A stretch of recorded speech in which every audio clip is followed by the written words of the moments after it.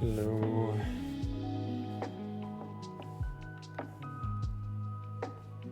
There we go. So, let's see, what did I do since last stream? I worked on the skin a little bit more, just continued sketching it out. I started working on the interior face a little bit. I want that to be warmer skin tone. We'll probably mess around with that a little bit more. And then the feathers were feeling not vibrant enough, so I went over them with a bunch of the instant paints, wet blended them. I think it was like a couple oranges, the grizzly brown that I like a lot, and remove mana for blue to contrast with those oranges. And then I did a little bit of dry brushing, so I did a light blue along towards the ends just to give that some spice, and then a couple different oranges on the feathers. I'm thinking the back needs a little bit of a pop still, just like a tiny bit, so we're going to start off with just a little bit of dry brushing.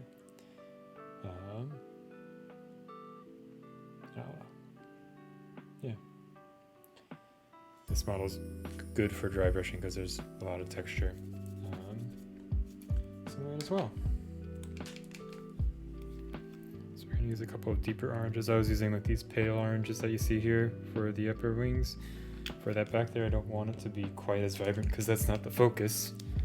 I'm trying to draw the focus towards the face. So let's get a couple different oranges on here and see how we feel about them.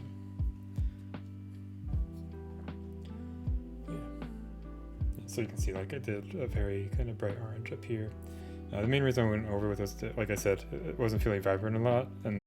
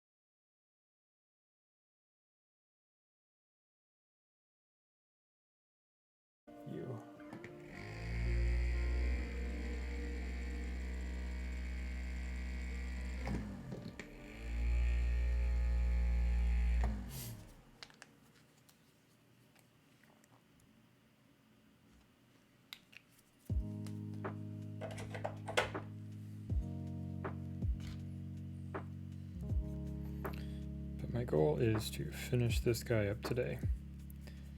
And hopefully I can get Gold Smoke Knight done before the weekend, and then we can be done with Kingdom Death Core.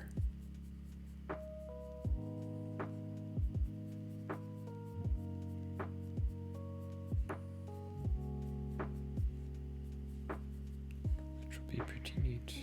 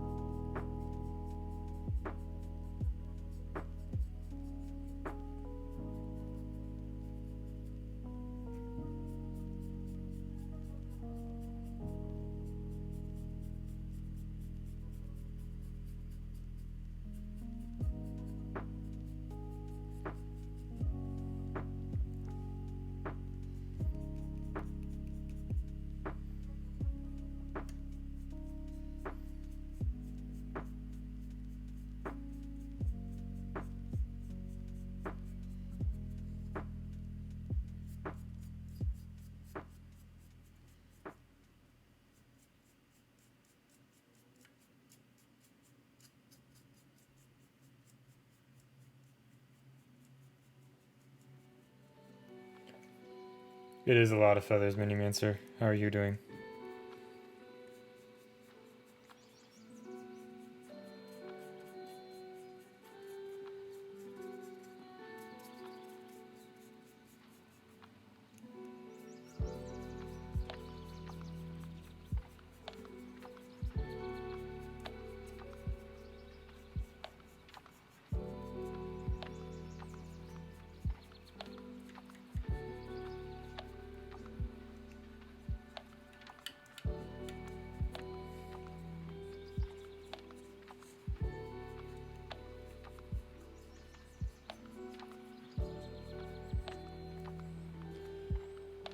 Okay, I think that's enough.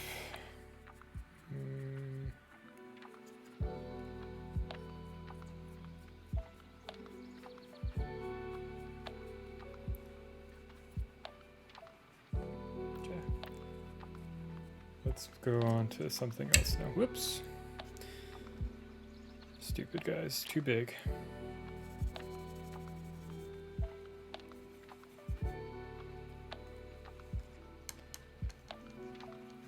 Yeah, so this is like a dampening pad is what it's called. Whoops, I didn't mean to put the actual dry brush in the water. Good job. So it's just like a foam thing or a sponge with just a little bit of water in it, so you can get just a tiny bit of moisture in the dry brush. Seems to help keep things smoother. I only got the tip of the dry brush in the water. It's fine. Now it's dry and it's mostly clean. Yeah, this is the bougie Artis Opus set. It's fine. I got it as a gift, so getting it as a gift, it's great. But I don't know if I would recommend paying your own money for it, unless you like the fanciness of it. Okay. Let's see, what do we want to do now? I think maybe finish up working on the little face on the inside. I think it's a good idea. Just get it done and out of the way. Where's my magic mix? There's my magic mix.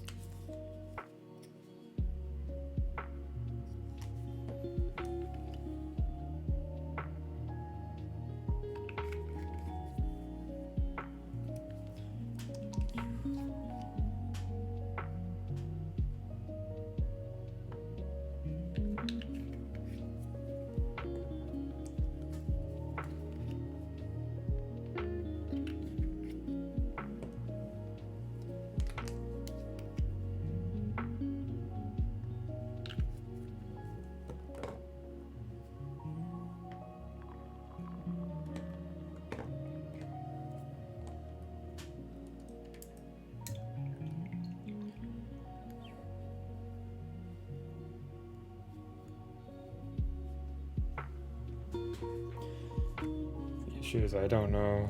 We'll see how well people can see what's going on camera. This is also one of the reasons why I worked on it mostly on stream or off stream. At least the face on the inside, because it's hard to see.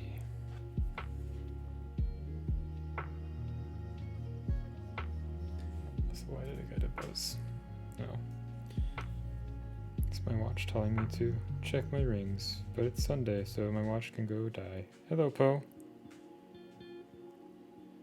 Why are you hanging out by my feet, Poe?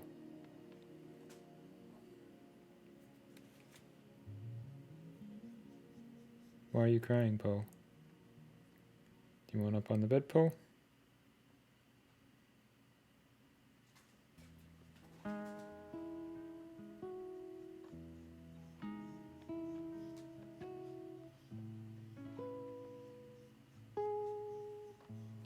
Give me 1 second, Poe.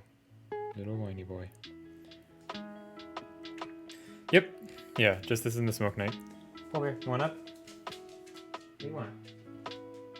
You want up? Here you go. Stupid. Yeah. Poe just wants love from everybody. We just played for like an hour. We just played for an hour.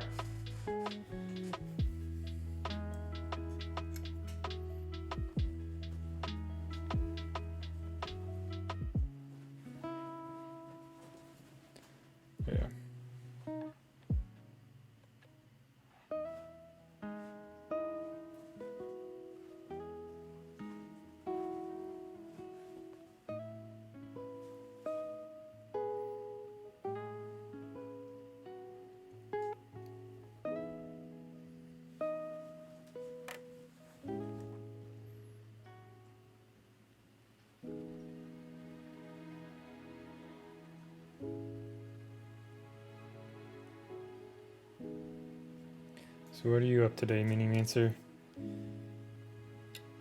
Up to today. I can say words sometimes. Working on a new fun project now that you got Cairo done. Hey, Stole. Thanks.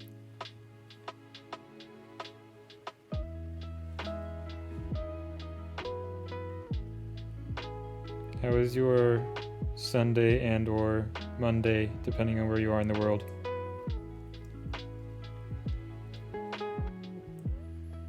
Nice. What you playing on the computer?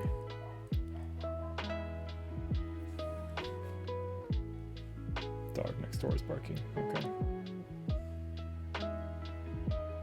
Is that why you said, Poe? Because there's a dog next door barking?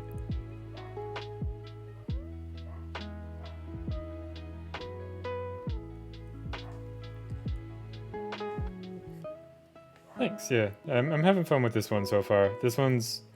I'm enjoying this guy a lot more than the Watcher. I think of the ones I painted so far, the Hand, Kingsman, Butcher, and Phoenix are my favorite.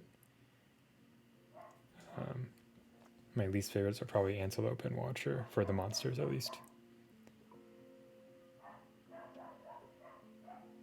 White Lion was pretty fun too.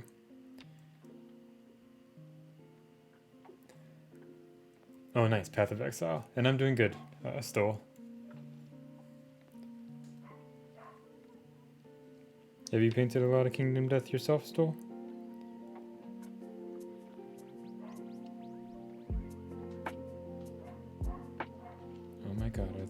their dog be quiet yet.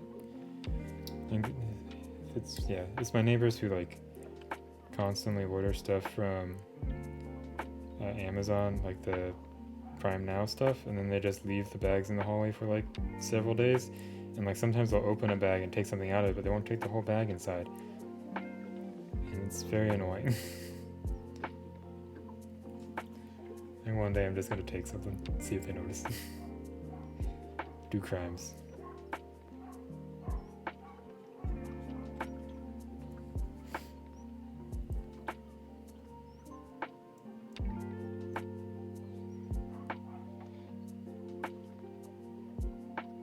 One of them also doesn't wear their mask a lot in the elevator. It's very annoying. Seeing as we do have a mask mandate. I think. I don't know. I haven't heard anything different.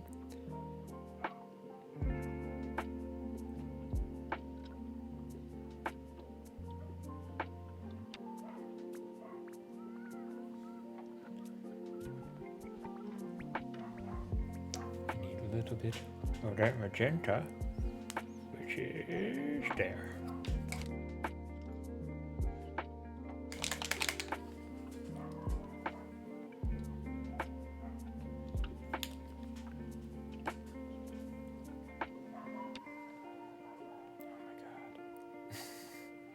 I don't know if my microphone's picking up that dog. I would imagine it is. It's not very quiet.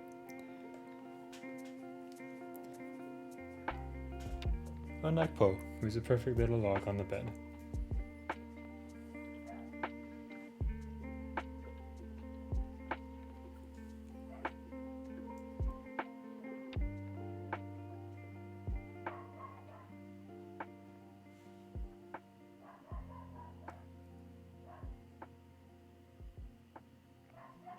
Let's see.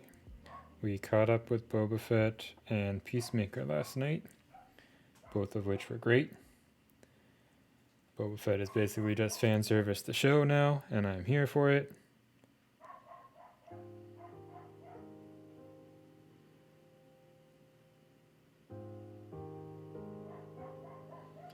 And then Peacemaker is continuing to be way better than it should be for a show about Peacemaker. And then we also started and got caught up on Fleabag's really good. I love that show. We started and got caught up on Legends of Vox Machina.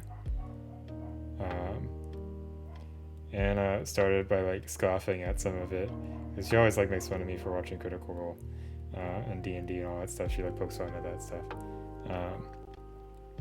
But like we watched like the first 3 or something, and it was starting to get a little late, and she's like, "Can we watch one more?" And I was like, basically, can we watch one more until we got fully caught up? So I would say for a show that's trying to get more people into Critical Role, it is wildly successful.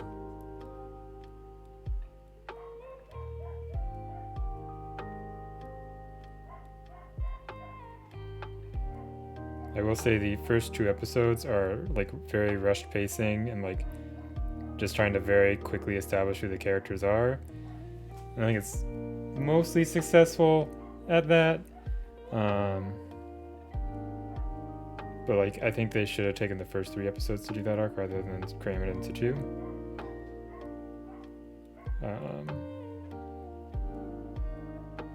But 3rd episode on is fantastic. No, there's plenty of people who don't watch Critical Role.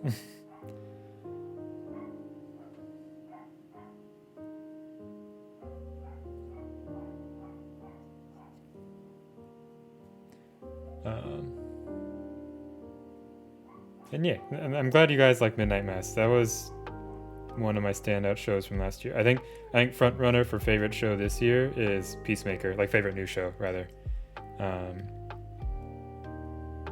And Legends of Vox Machina is up there as well.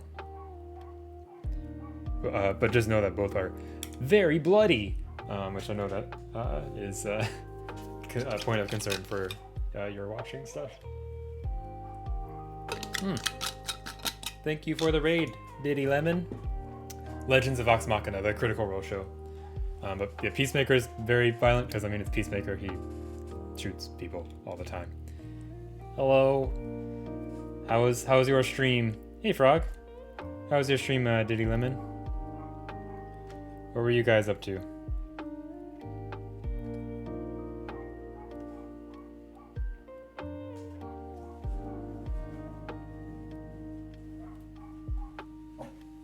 You can hear the dulcet tones of some chill lo-fi mixed with the dog next door barking, and now Poe going to go investigate that.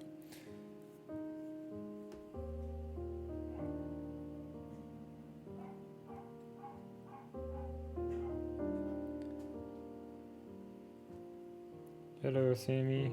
Thank you for coming over with Diddy. Thanks. Nice. What project were you working on? If you have any photos or socials and stuff like that, feel free to share. Here, let me see if I can do the shout out. Yeah. My dog's not barking. My dog's being good. My neighbor's dog's been barking for the past like 5-10 minutes though. Hey. There we go. Hello, Polly Principal. I guess quick little spiel. I am Topulus. I paint minis. We're currently working through the core miniatures of Kingdom Death. We're on the second to last one. We're working on the Phoenix right now. I guess this is also a good time to show the base because it's basically done. I think I'm gonna do some white water effects in a couple places, but got a little resin pour. Use some Mod Podge gloss to give it some texture. But I was very happy with how the resin pour itself came out. It was much easier than my past resin pours, and it was a good little experiment that was like low stress. And yes, I did copy Sinestro. So yeah, the Kingdom Death models are a lot of fun. So this guy just kind of sits in those two locations. You can't see the resin actually went back here, which was a little bit concerning for a little bit, but luckily everything else was sealed up good. So just a note for me to be a little more careful about that in the future, because that could have been very not good. But luckily I had a whole bunch of middle put back here, so everything else was sealed up. Yeah. So we got him and the Gold Smoke Knight left. But I also paint. Here we can do the normal spiel. Here's like some other Kingdom Death stuff we did. We did Winter Solstice Lucy at the end of the year, and this was the Watcher who we painted last on stream. I really should take better pictures because he looks so much better in this video than he did on the picture on my Instagram. Yeah, I also paint busts and stuff like that, so like busts and larger things. So here's Octavius from Black Crow. And thank you for the follow, Polly. Yeah. Today's just a chill Sunday stream. We're gonna. I don't know if I'm gonna finish him on stream, but I am gonna finish him. I'm gonna try to finish this model today. So next week I can just. Oh, cool! Discord link. But this week I can just spend on the Gold Smoke Knight and hopefully. Oh, those are awesome! Well, is this from a game or something? Those look really fun to paint, like little dwarf guys with awesome masks. That's really cool. Yeah, so I guess, and hey Matt.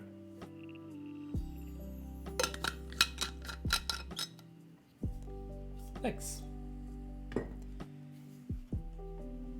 Yeah, thank you for the follow, man. Yeah, what are these the minis that you posted, Diddy, from a game or something? They look really cool.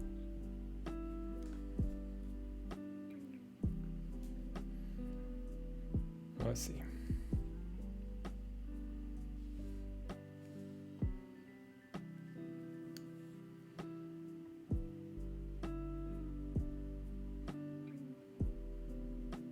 I think that this is supposed to be hair, so I'll go back over that with my hair color once I pull out the mustache, because this guy isn't supposed to have a pink swatch here.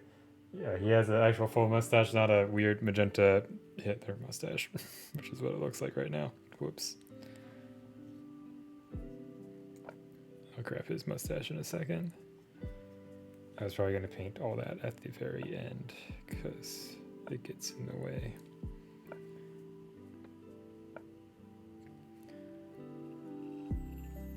Oh, Rackham. Okay, yeah. I've been seeing like Journeyman and stuff kind of like have like a similar style, I think, right?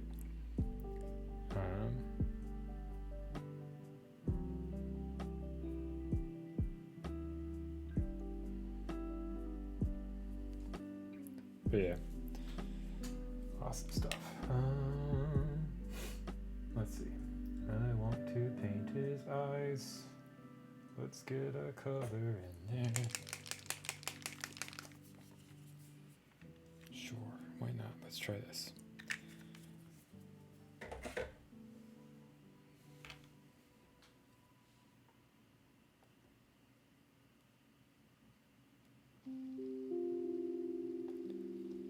Nice, yeah.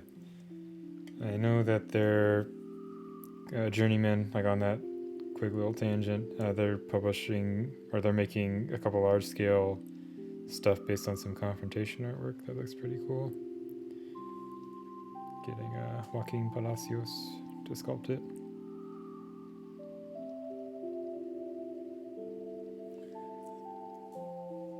Alright, have a nice rest of your day. Thanks again for the raid. I'll be sure to give you a follow as well.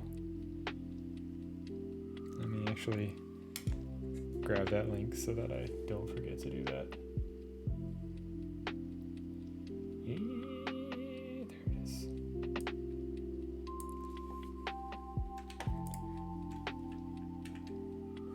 Oops, come on.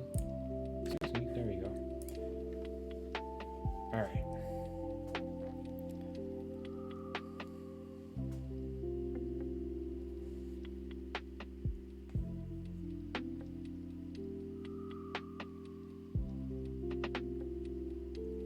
It's a little too bright so far.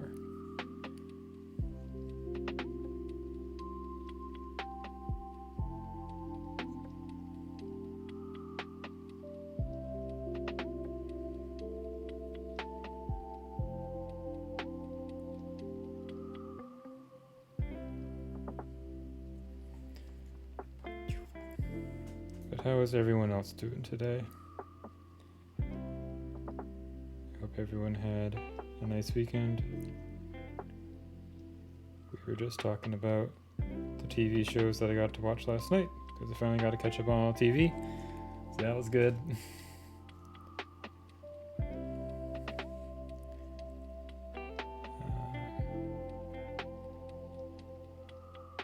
And yeah, we are going to airbrush in just a second, I think. Just get some of this smoothed out in here. Okay, let's do that. I gave both my airbrushes a deep clean yesterday or the day before, so they should be nice. We'll see. Hopefully.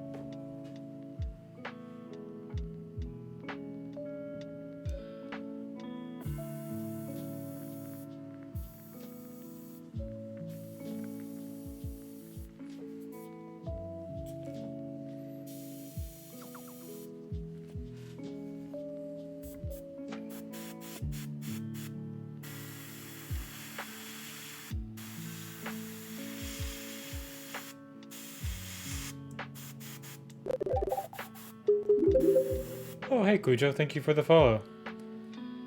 How are you doing? I'm a big fan of all your videos. And also your Kingdom Death stuff.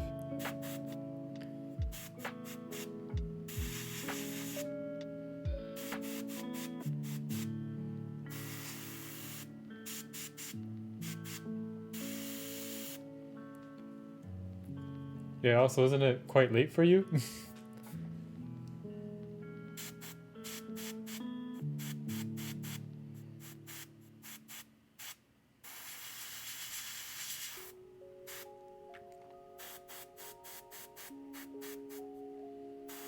Okay, not too bad.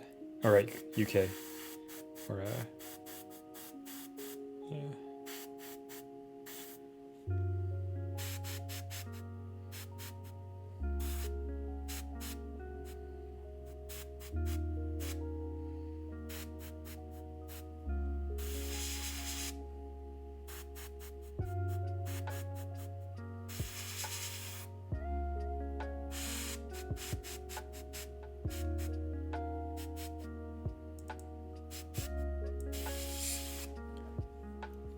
It is, yeah.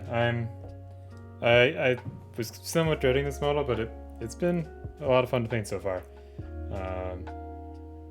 I'm kind of just keeping it loose and fun. I'm not gonna get too crazy about it. And then we showed the base earlier, but just for fun. There's the base, copying Sarastro, just cause the king of tartan and vegetable insults. Yeah. Yeah. I've been trying to base most of my paint jobs off the artwork, so the only colored artwork or official artwork I could find of the Phoenix had him with more like orangey red feathers and deader skin.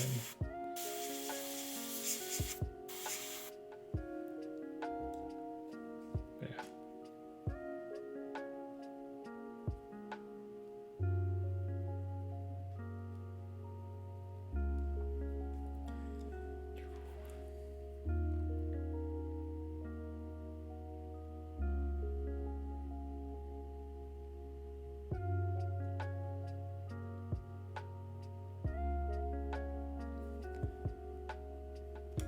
Let's hair dry this boy real quickly.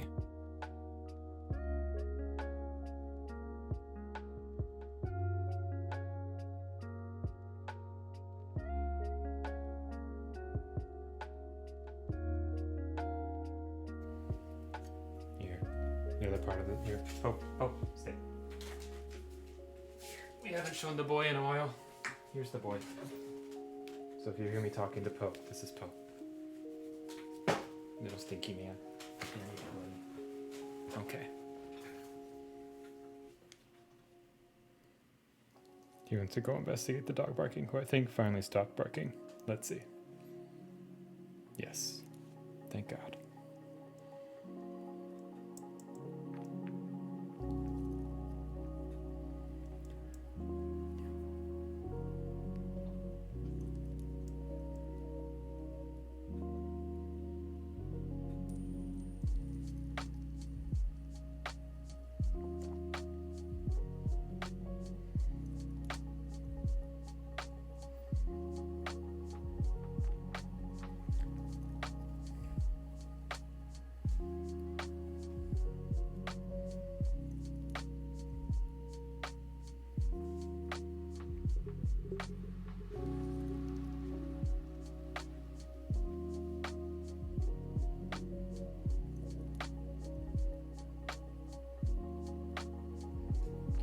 Let's fix this tongue up because I'm not super happy with it yet.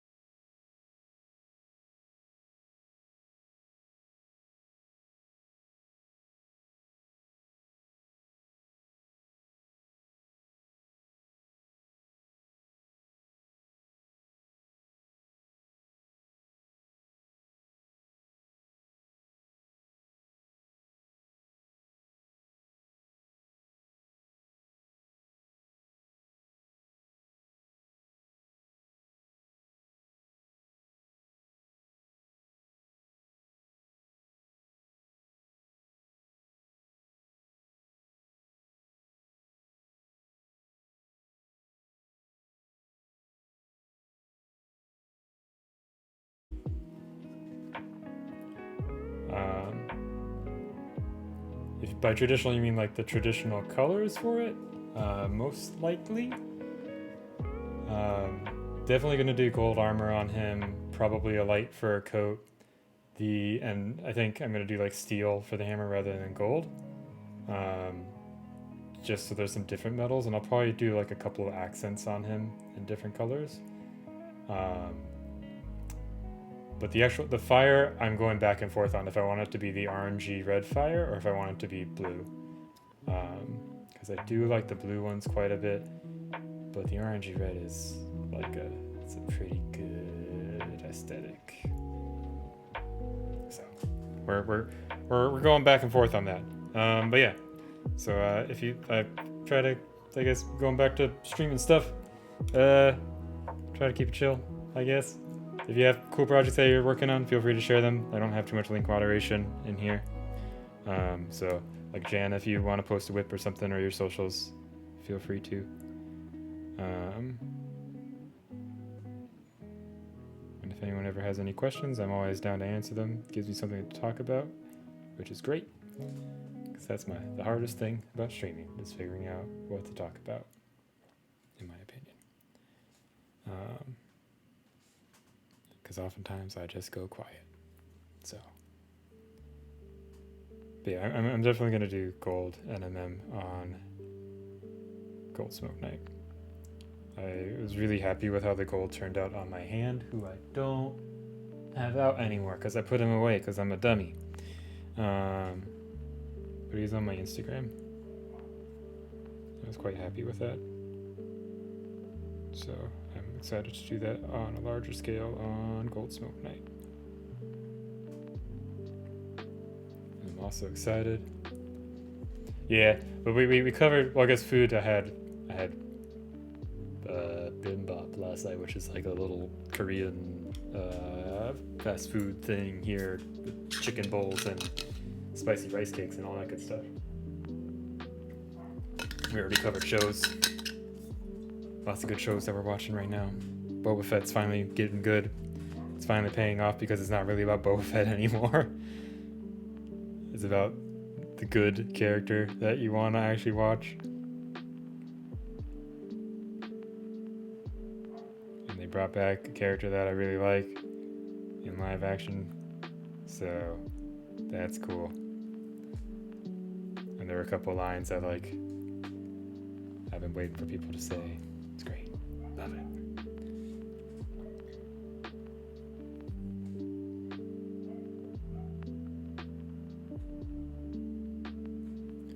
But yeah, Peacemaker is the other one I've been watching, and it's fantastic. Okay, I think let's punch his nose up just ever so slightly. Got toned down a little bit.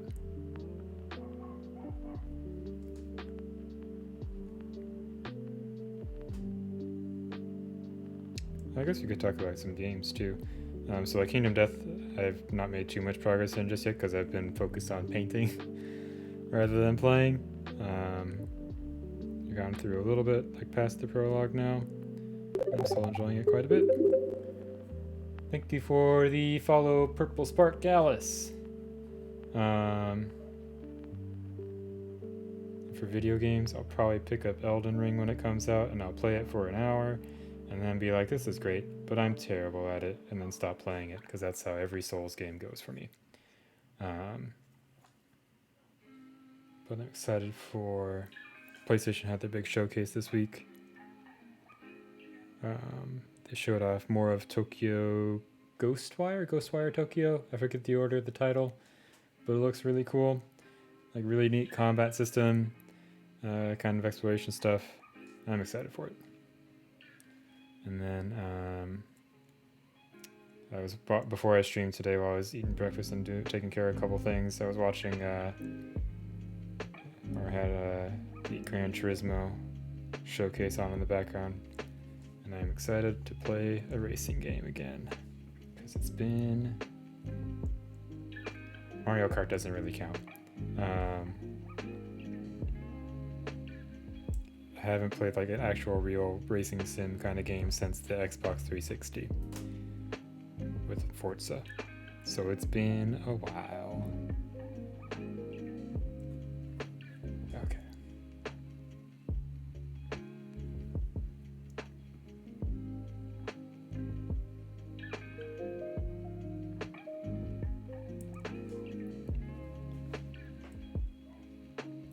got some pop in that tongue.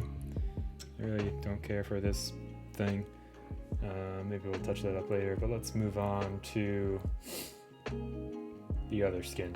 So let's get some of those colors out again, because I don't have them out right now. So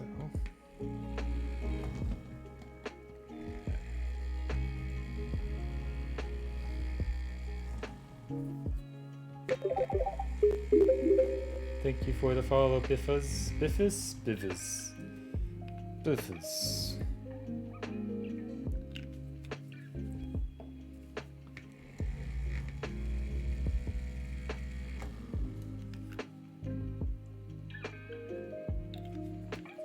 It's also so my D&D groups mostly moved to online play just because, you know, still trying to be cautious about everything, and like people have moved across the town and it takes a while to get places in Seattle. So if we play during the week with like rush hour traffic, getting there can take like an hour or something for the farthest person away. So it's not very fun to do that, especially after a long day of work. But I'm not a huge fan of like Roll20 maps and stuff when I DM. Like, it's a pain in the butt to manage. So I like to do traditional battle maps or like some stuff with terrain. So I'm trying to figure out a good way to share terrain stuff on Discord. That is the right one. Okay, good. So I've been looking at like foldable tables or camping tables that I could like set up next to my computer desk.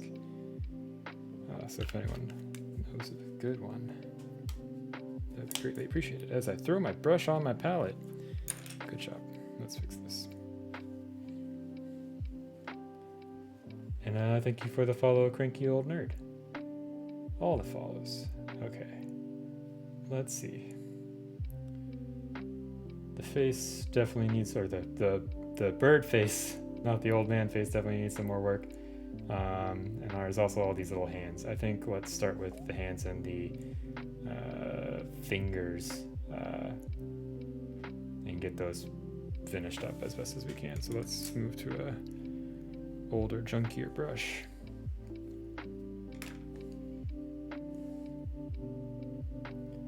And sorry that my wet palette's like off screen and you can't really see it. I know some people like to watch the palette cam. I normally have my palette here, but I also have a bad habit of not paying attention to where my model is or dropping it. So I'm experimenting with it off to the side. There's also like a good video or article someone posted where it's like having a more neutral background that you're looking at as you're painting can be a bit helpful. Which the yellow sponge of my Masterson's palette is definitely not neutral. So I'm experimenting with this setup. It's also a little bit more ergonomic for me to reach for my paint over there. So far I am liking it, so I might have to look into seeing how I could set up a palette cam if people want that. I know I personally like looking at people's palettes while they paint. It is interesting to see how they both like manage their paints on it, as well as what they're mixing up.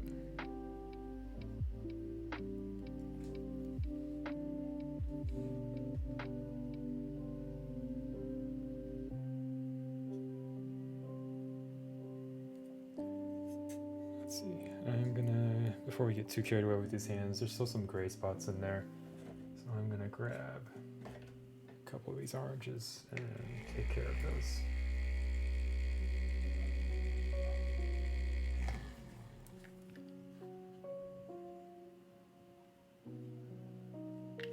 Excuse me, I just mixed you up earlier. Why are you being stupid?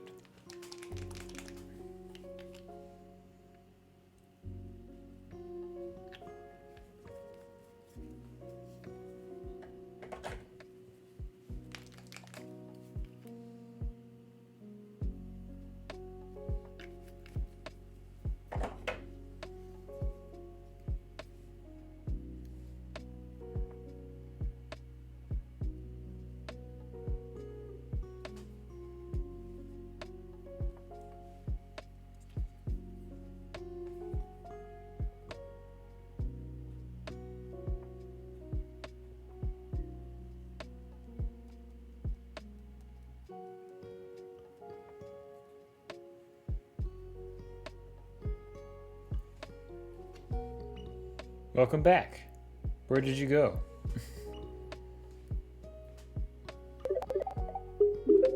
Thank you for the follow, Sammy. Bunch of numbers.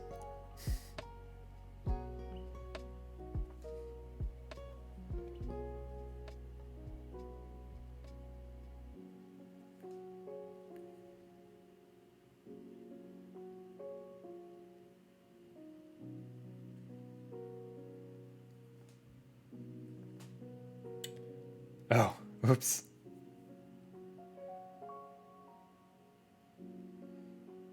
Yeah, my this was a few weeks ago now, but I was like defrosting some bread in the microwave because I store my bread in the freezer.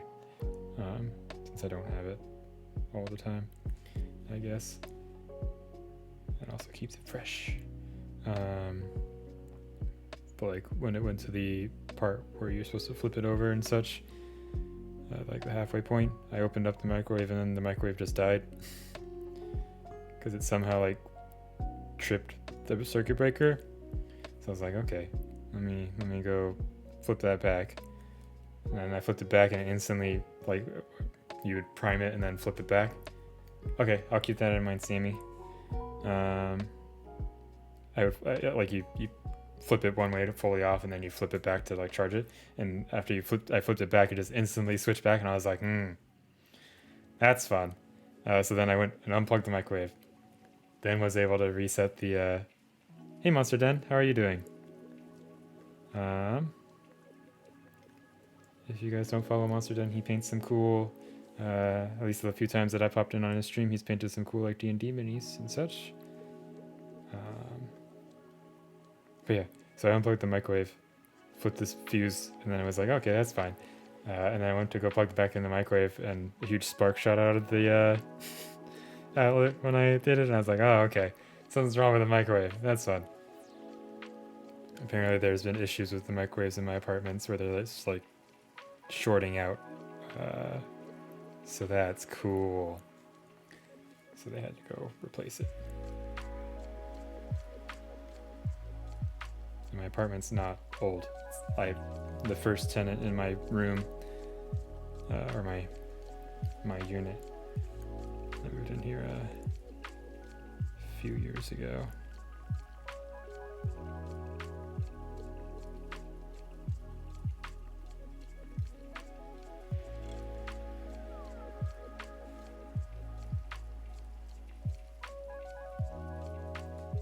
Yeah.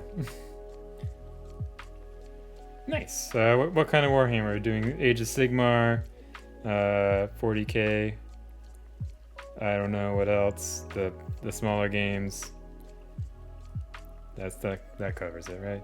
I know there's been a bunch of announcements. I haven't been paying as much attention to Warhammer lately as I was a few months ago. I was seriously considering like getting into Age of Sigmar, but I don't know. All the points updates and rules changes and stuff like that all the time is generally not my cup of tea. I know it's about balancing things, or hopefully balancing things, but in the case of GW, often imbalancing things, it seems like. But yeah. Because that's one of the reasons why I fell off X-Wing 2nd edition. I know it was better for the game, but I am very lazy and I like to just fly the same thing once I find a thing that I like. But they kept changing the points and then my squads wouldn't work anymore. It was not good for being a lazy person. Nice. Yeah, the Cool Boys are a lot of fun. I think I saw you working on the big boy last week, right?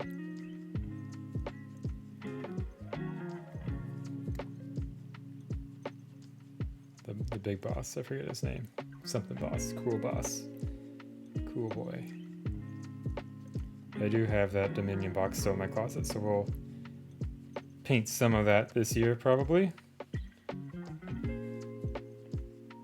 At the very least, they'd be fun for like D&D if I don't actually play AOS.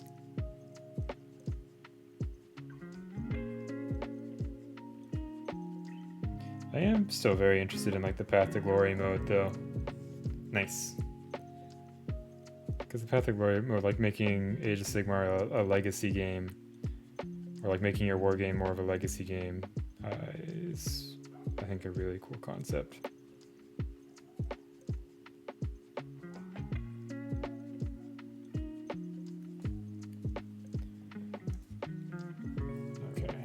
We'll kind of keep going back to feathers and stuff. Oh wait, there's still a bunch there. Never mind. We're going back to those feathers right now.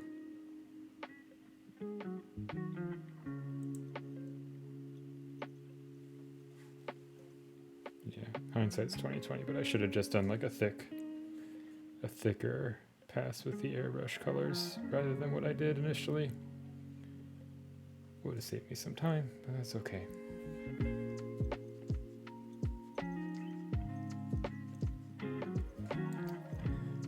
Some of that. Yeah, I'm thinking of maybe like if I don't end up wanting to like keep them for D&D or something, I could just paint them up in like the most popular faction colors and then sell them or something, or do a giveaway. I don't know. But I was thinking about the I don't know the faction names off the top of my head, but the white and blue scheme for the Stormcast. I'm a big fan of that one. Cult of Paint did a really good video on how to do it.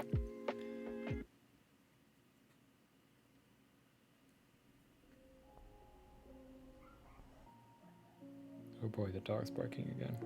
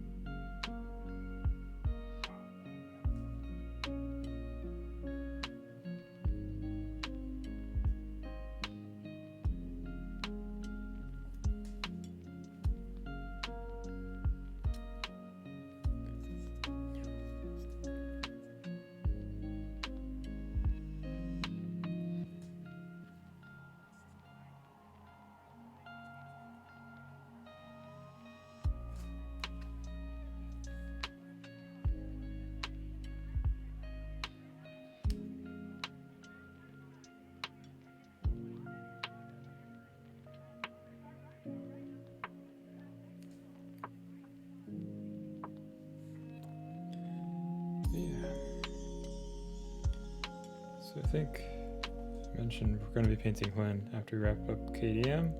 I'll probably be painting display stuff for a good while before jumping back into any sort of game thing.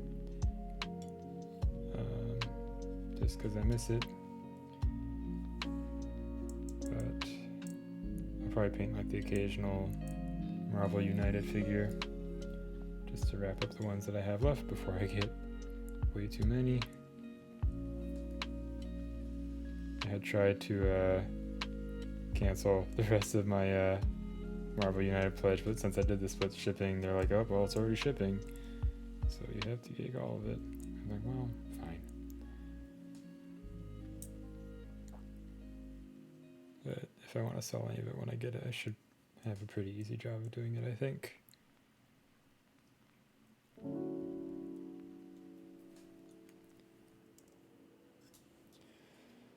Yeah, it's been real rough over the last 2 years. They've not been doing a good job of keeping their store in stock.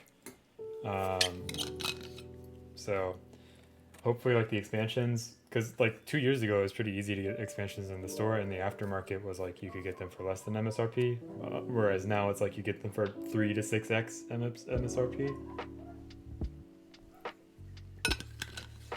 Yeah, if you're seeing them on eBay and it's like coming from China, odds are it's a recast, and if it's like $13. But the easiest ways to get in on new stuff is like sign up for the store newsletter to be notified of sales. There'll probably be one in the next week or so because of Valentine's Day. They usually do a sale. But also there's the Discord, Lanterns Reign. It's an interesting place. but they have a bot that pings everyone when the store gets new items in it. So that's your best bet for actually being able to buy stuff. Which is why, like, there's like 7,000 people there, but you only really see like 100 active people, and it's because most of them are just there for the bot.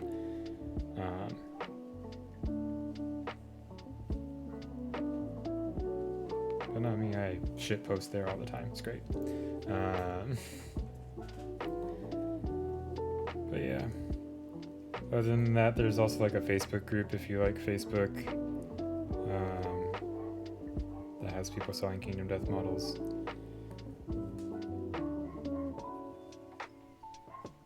But yeah, they haven't. And usually Black Friday's their big sale, and they'll do like a lot of naked sets, which is basically models without game content. So this year there was the Questing Maids, which no one has no idea what they're for, and the Nightmare Ram, who's pretty cool. Yeah, I love the knights. Yeah, like Jan is working on the Black Knight right now. It's such a cool model. And we got the Gold Smoke Knight. The Hand and the Kingsmen, I guess, aren't technically knights in the game, but they got cool stuff going on. The monsters are definitely an acquired taste normally, I guess. I think they're very cool. I think there's a lot of like neat stuff going on with them, like with body horror and that kind of thing. I know the joke is like haha hands and genitals or whatever, but there's a little more thought into them than that, I think. But yeah, like Flower Knight, Dung Beetle Knight, those guys are awesome.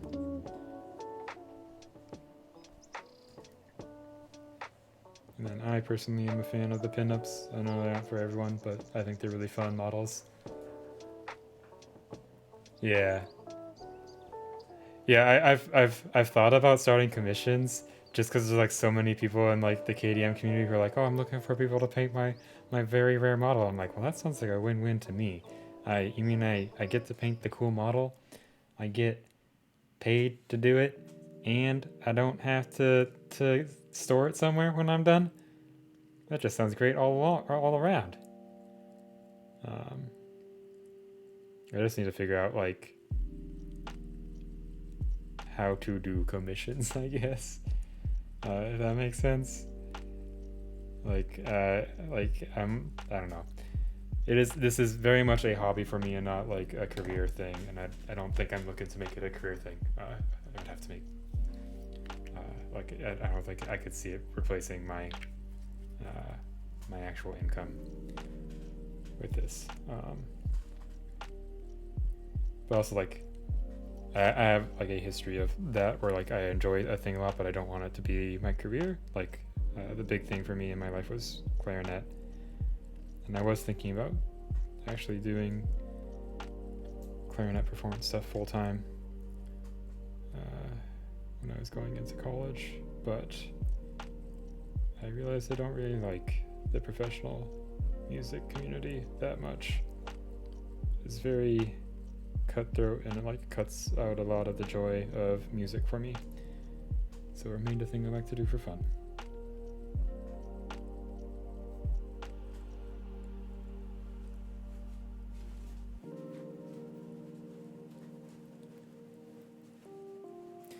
Yeah, I would imagine so. Like I would only take commissions for things that I want to paint. And I would like try to very clearly like establish like, hey, like what do you want from this? And if it's like they want something that I don't want to do, then I'll say like sorry, but I'm not interested, because I will have the luxury of like this would not be my primary source of income, so I could be picky and choosy like that if I wanted to be. I think the thing is like figuring out like how much to charge, I guess. Like again, I don't want to like overcharge people, or I guess undercharge myself, because it would be taking time away from me painting other models that I'd want to paint that I already own and have too many of. So that's kind of why I've been like lagging behind on like actually saying like, hey, we'll do commissions now. Just trying to figure that side of things out. I think the other stressful part would be shipping things back. Especially with like how screwed up shipping is right now, but also just like packaging things so that they don't explode. Yeah, exactly. So like that's why I went into like programming, because like I can, it's a thing that I enjoy and I can tolerate like the stupidity that a lot of people bring into it. Because it's very easy for me to like not like, it sounds bad, but it's very easy for me to be apathetic in like programming, I guess, or it's like, okay, I disagree with someone or whatever. It's like, it's not the end of the world, or they want me to do the thing that I don't necessarily want to do, but whatever, it's easy and I can get through it. Thank you for the follow, Serial. But like with music or like painting or stuff like that, like I think it's a lot harder for me personally to like separate or like be apathetic, I guess, which I think like, again, like maybe that's not like the best way to put it, but I think it's healthy to have like a slight sense of apathy towards your career. If that makes sense. Because like I like, even in programming I had that issue for a while where it's like I would get a little too personally invested in my work, and like a big growth thing for me was dialing that back.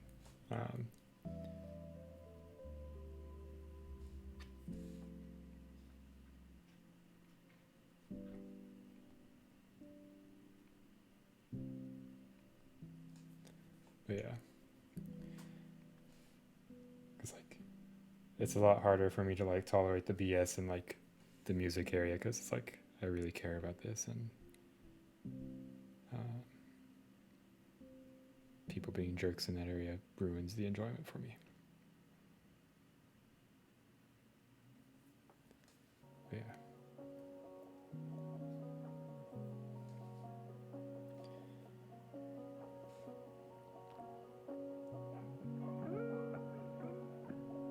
What I really got to do is find someone who wants some older Spiras to be painted and be like, I can do that maybe. Oh, you got the pirates? Sure. But they would probably want someone legitimately good to paint them.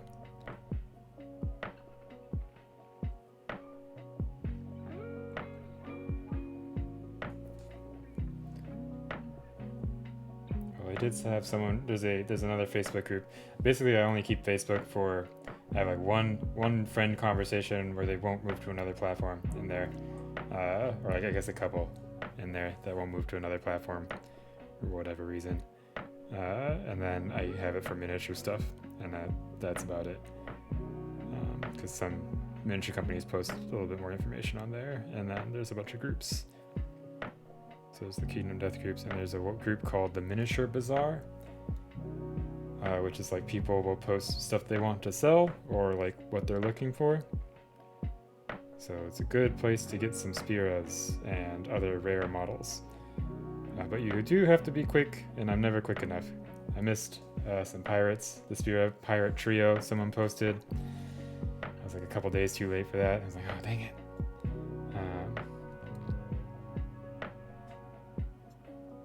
But I posted a general post to be like, hey, I'm looking for basically any old Spira.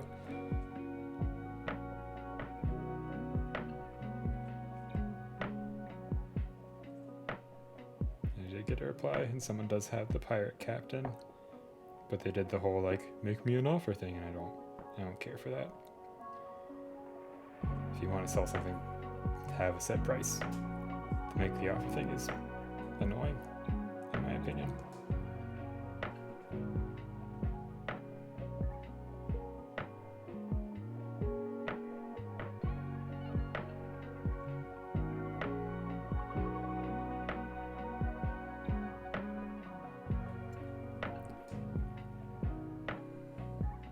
exactly.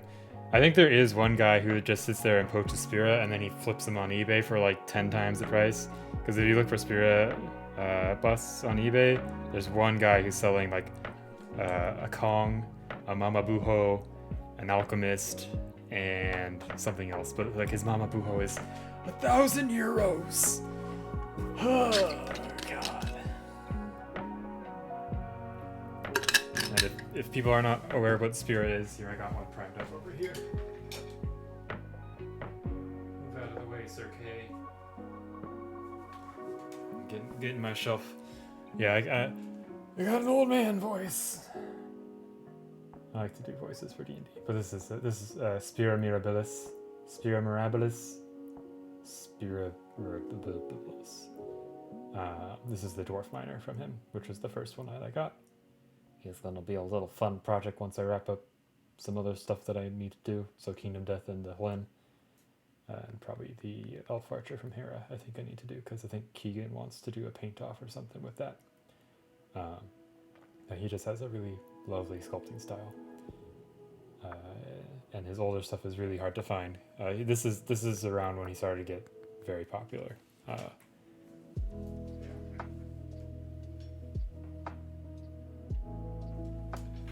highly recommend his stuff if you are a fan.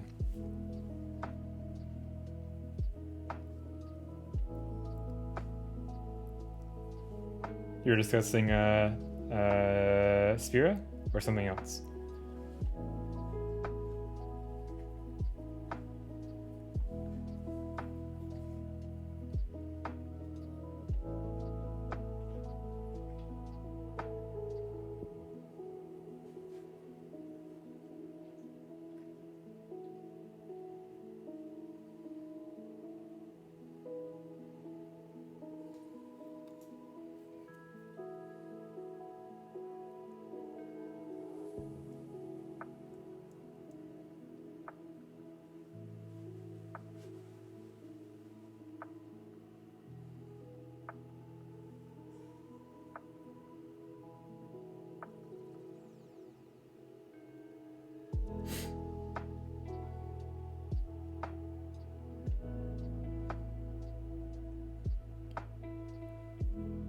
Oh, nice.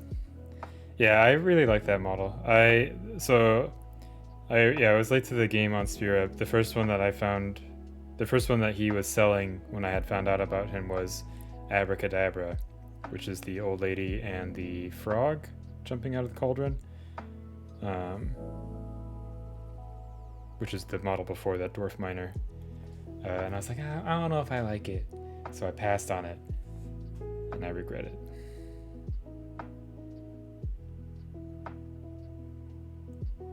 I don't have any old lady Spiras yet. I feel like an old lady Spira would be fun to paint.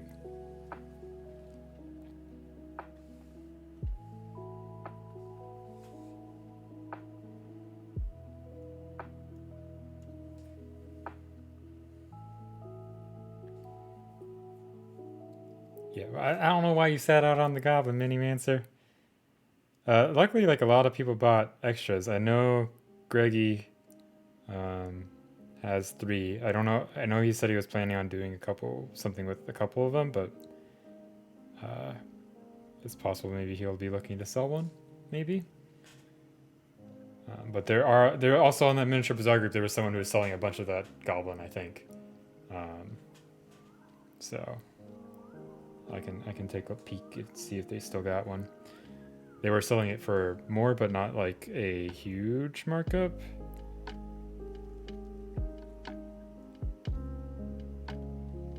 They're pretty reasonable prices for a limited thing that's you can't get anymore.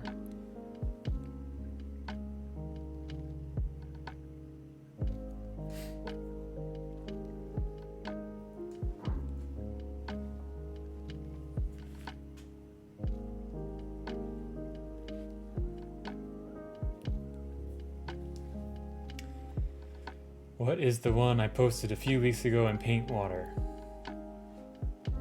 The one that I got recently? Or like the spear that I got recently? Or was it something else?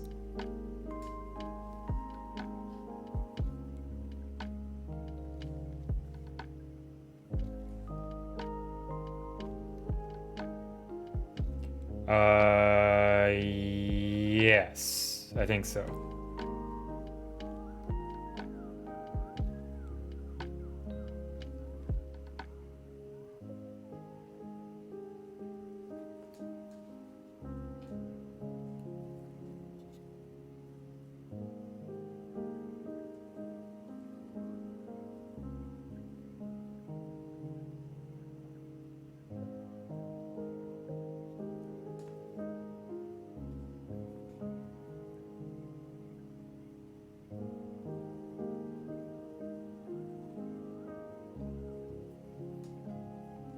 Oh, that's sad.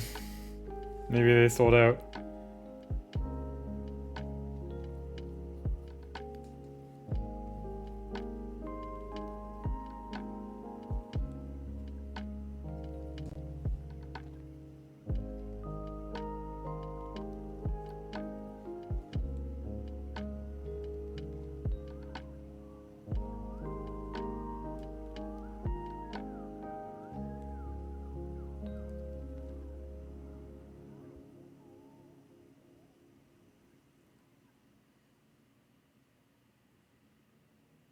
So many little pustule things. I don't know what these are exactly.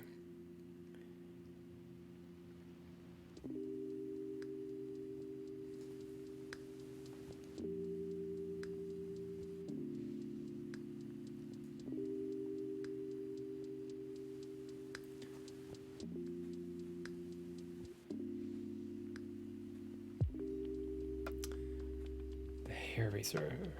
I think I know which one you're talking about. Is that one that's on Mr. Lee's minis? I don't know if it's a Mr. Lee's exclusive, but I think I remember seeing it on his homepage a while ago. Yeah, so I mean, my hair razor. But,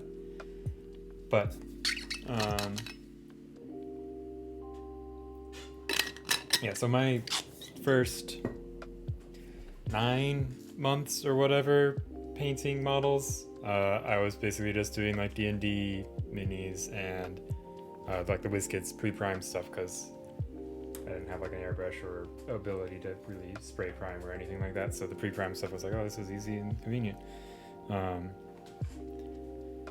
But then I saw like people doing larger scale stuff because that was something I didn't really know too much about. So like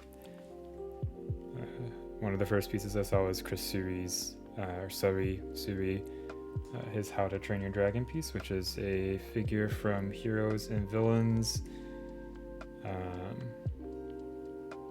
It's the Morgana from them mixed with one of the Chaos Rudic dragons, I believe the Swamp Dragon. And it's just a really cool piece. I highly suggest going and looking it up. It should be on Putty and Paint or his Instagram. It's Chris and then Suhre, Suhre. And the piece is called How to Train Your Dragon. And that's kind of what inspired me to look at like larger scale stuff. Yeah. Jockey on a Hare. Okay, yeah, no, I think I know what mini you're talking about then.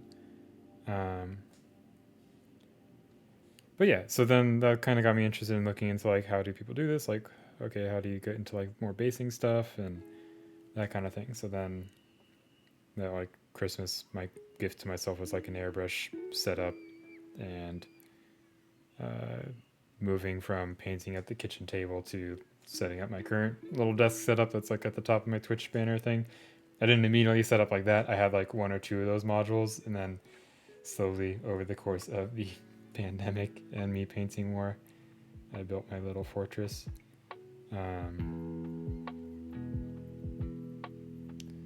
But yeah, so like my suggestion for like larger scale stuff is like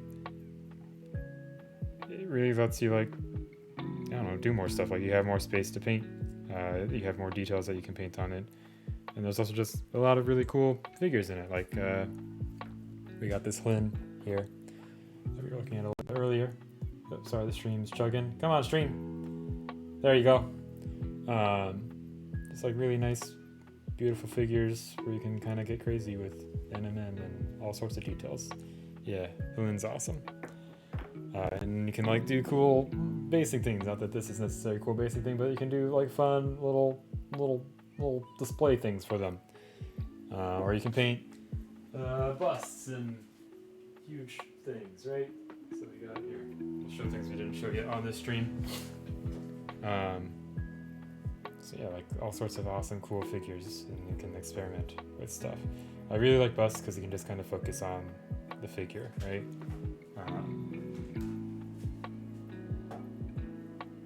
But what I will say is, like, if you're like primarily in gaming models, like you like the smaller scale, and you're not sure like should I try a larger scale, I would like suggest giving it a go. Like find a cool large scale model that you like, and try it out. I know it can be scary to like.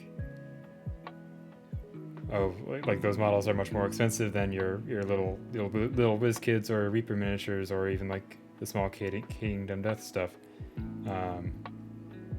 But it's really hard to screw. Yeah, that's Cormac. Yeah.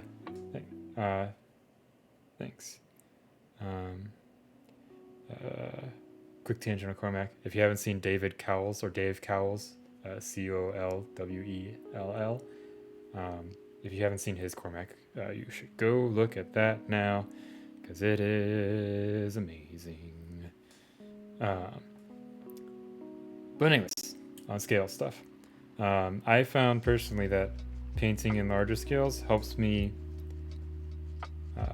when I go back, like painting in different scales helps me when I go back to like smaller scale stuff as well. Like what I can try out on small scale stuff helps me with big scale stuff, because like I'm willing to be a little bit more experimental on smaller stuff, especially like the Reaper bones things. I'll like bust one of those out every now and then and do like a speed paint and like try something crazy with the skin tones that I may not be willing to do straight on a larger scale figure, because I'm like, I want to do a great job on this. I'm too scared to try something crazy. Yeah, the Crimson Brush Dredging Scheme is really good. But yeah, like another option if you don't want to like I think Black Crow or like Pedro Fernandez works, or that's another good large scale. Like even Privateer Press has a few large scale models, and like I think they're relatively affordable for what you get. And like if you think about like $1 per hour that you spend working on the mini, like it's better than like going to the movies or something like that, for me at least. But yeah, Etsy also has a bunch of 3D printers who sell stuff for cheap as well, so you could get a cool 3D print model that you think is neat to try it out on. But I have found working in different scales has helped me improve as a painter a lot. I think I saw a huge like uptick in my ability when I started doing large scale stuff, and then another uptick in my ability when I kind of changed up how I go about painting. I used to very much be like, oh, every color I lay down has to like perfectly blend into the previous color. Otherwise, what am I doing with my life? But that's a waste of time, in my opinion. I very much like the sketch and refine method that like Sergio, Eric Swinson, and Trent Dennison use.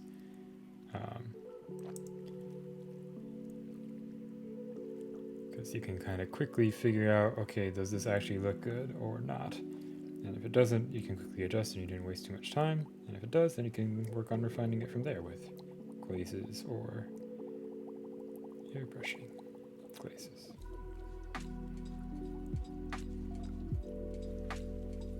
Hey, pun accented, yeah. Working on the Phoenix. Getting close to him. Yeah, you have a lot more room to work on textures on larger scale stuff. You just have more room to paint, and if you enjoy painting, that's great. Yeah, like texture becomes much more important the larger the scale you get. Like it's another level of contrast that you can add to your miniatures, so like different kinds of textures and stuff like that. Okay, let's work on some of these baby hands.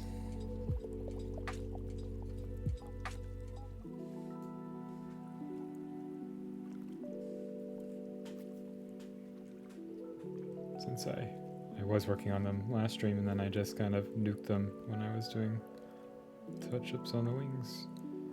Whoopsie. But we're very much going for the cheerleader effect on these hands. Each individual hand's not going to be beautiful. They just need to look good together.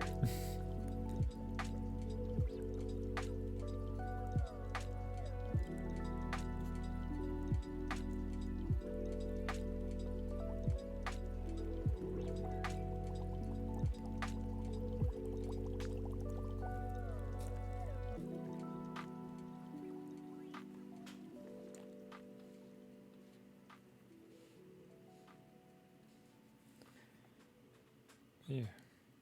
What have you been working on lately, Punexpected? Are you also working on some Kingdom Death stuff? And also, if you do not follow Punexpected, be sure to give him a follow. I believe you mostly use oils and stuff, right, Punexpected? But also paints a lot of cool KDM.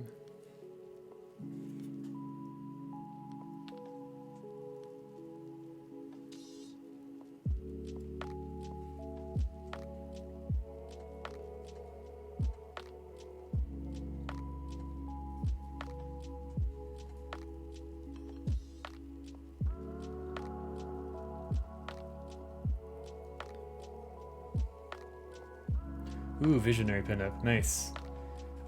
Which Death Armor pinup? The large scale one or the 32 mil? Or I guess quote unquote 32 mil. They're not really 32 mil anymore, I don't think. Nice, I like that one a lot. I do want to paint some pinups again. I've kind of been holding off because they announced that pinup painting competition. So I want to see like what the deal with that is before I like paint my favorite one or something like that. So we'll see if that ever actually happens.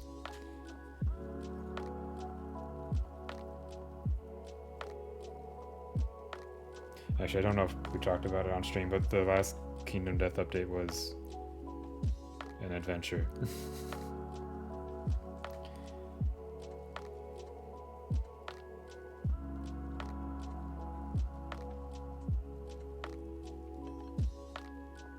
Lots of drama and all that stuff.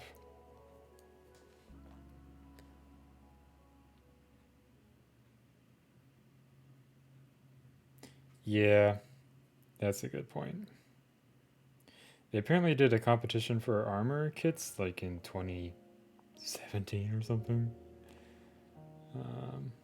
So I don't know how that one went in terms of planning and such. Is this a hand or is this feathers?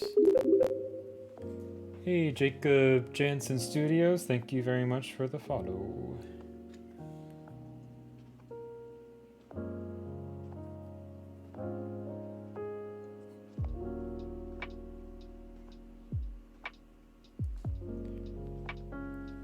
Yeah. That's probably how it'll go.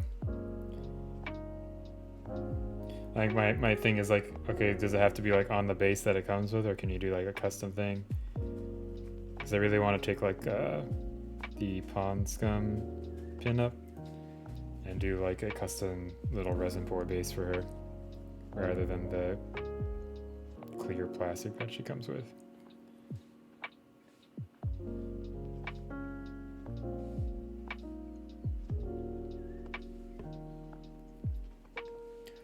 All right, Sammy, thank you very much for hanging out. Have a nice rest of your day or evening, depending on where you are.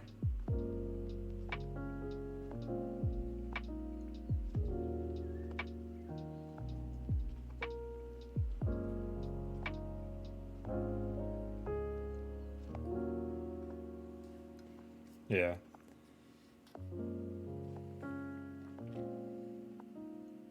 So I've been having fun with resin pours, and so I was following the Joshua Lai resin pour tutorial on Massive Voodoo for a while, but Cult of Paint just put one out for their for Andy's Huntsman base a couple weeks ago, and it's roughly the same, but he uses different materials for making the actual dam.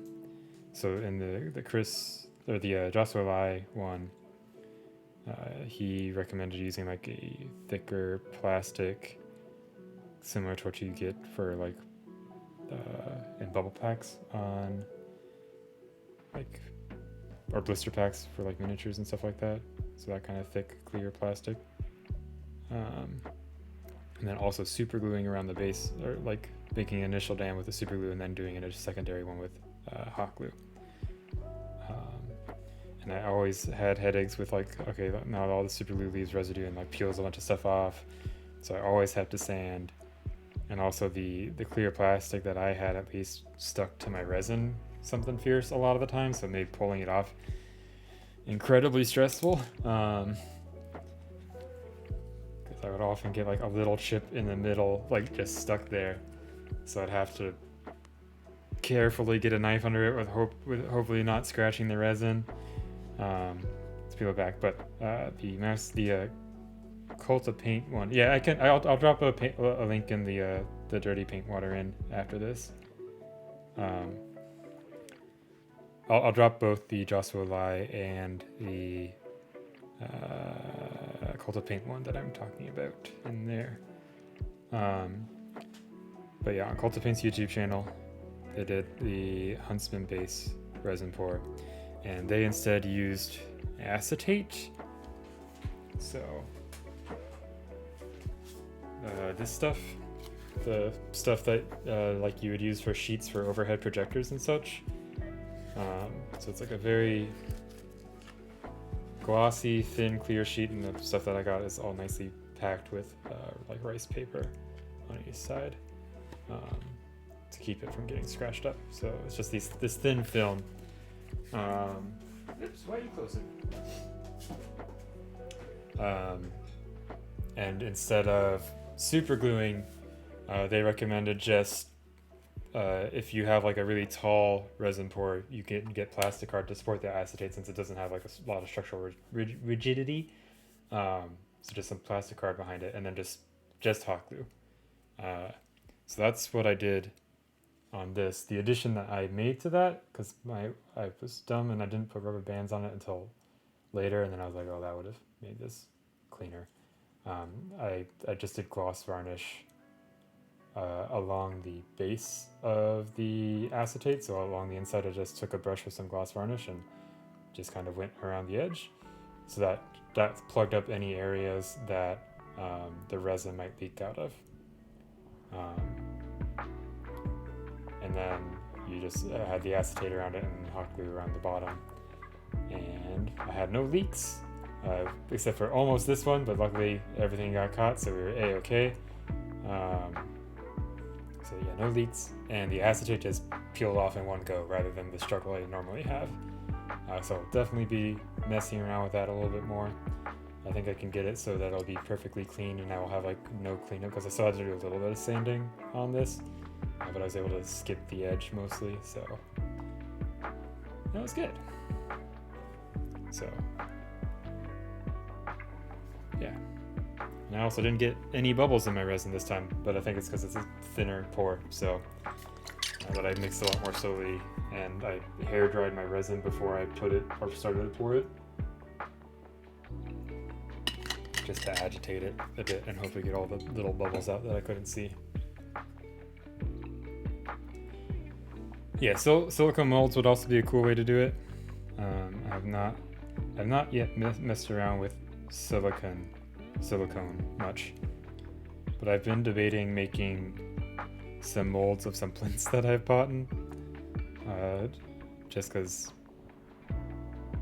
pouring my own would be a bit cheaper, but I also would feel kind of bad about doing that, so we'll see.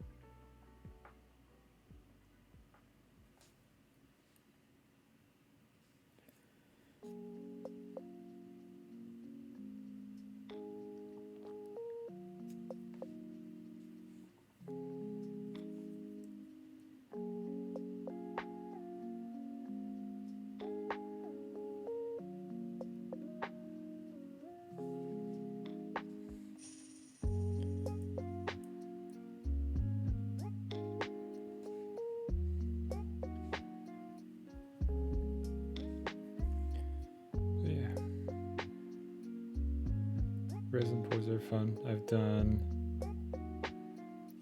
3 now, I guess.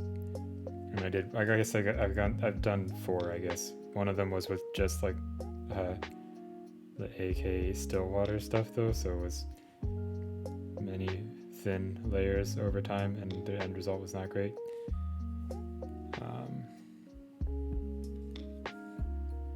But 3 like 2-part resin pours, and each one's improved over the last.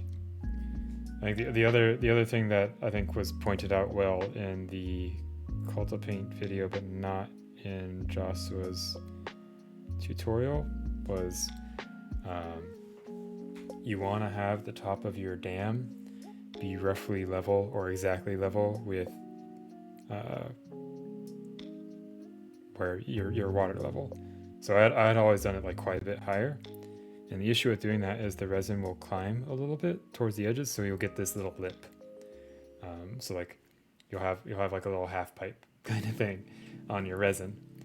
So generally the 2 ways you can solve that if you do get that is you either trim it off, and then you can use some hello Anna, that you trim off that little half pipe thing, and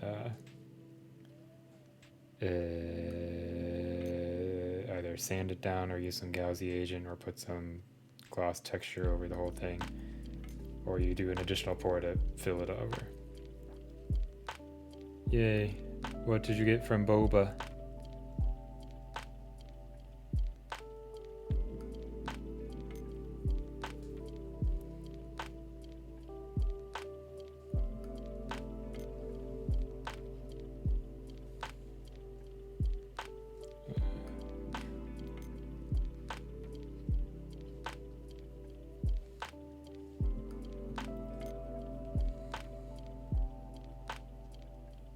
Nice.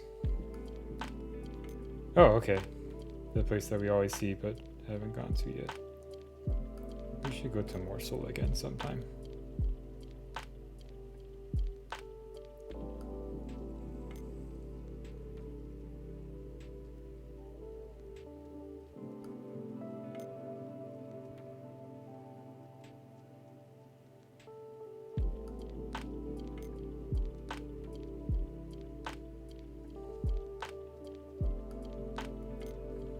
Yeah. Or we could go now and then I could eat something and you could watch.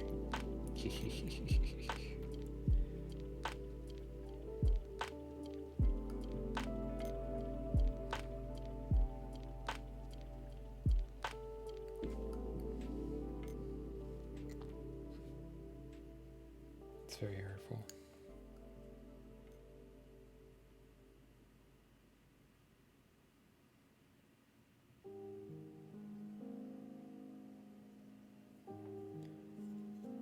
That's mean.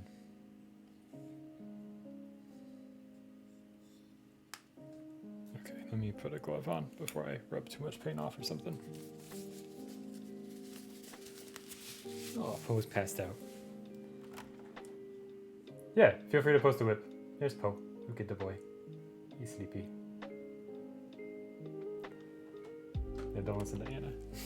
But yeah, links are friendly, all that good stuff. Oops, that's the wrong hand.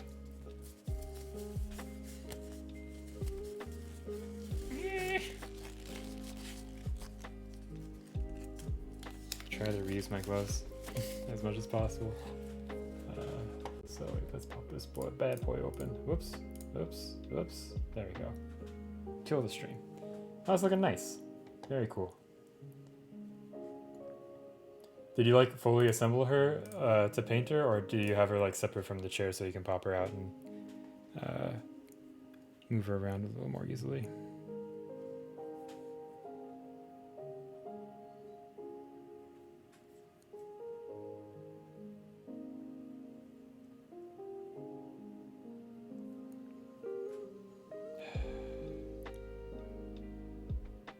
There's a mold line there.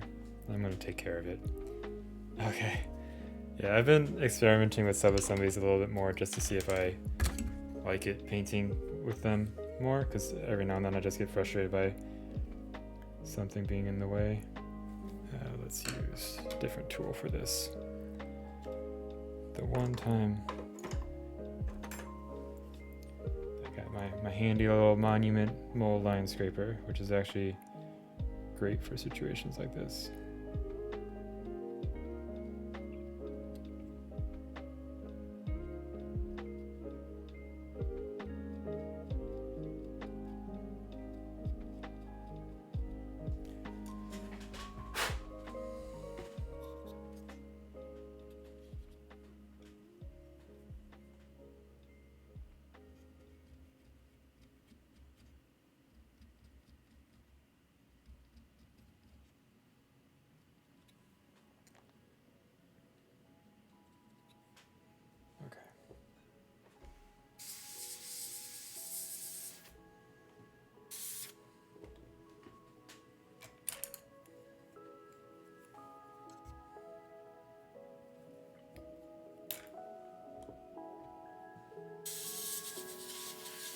Exactly, yeah. Yeah, I also try to work. You also generally work like dark to light.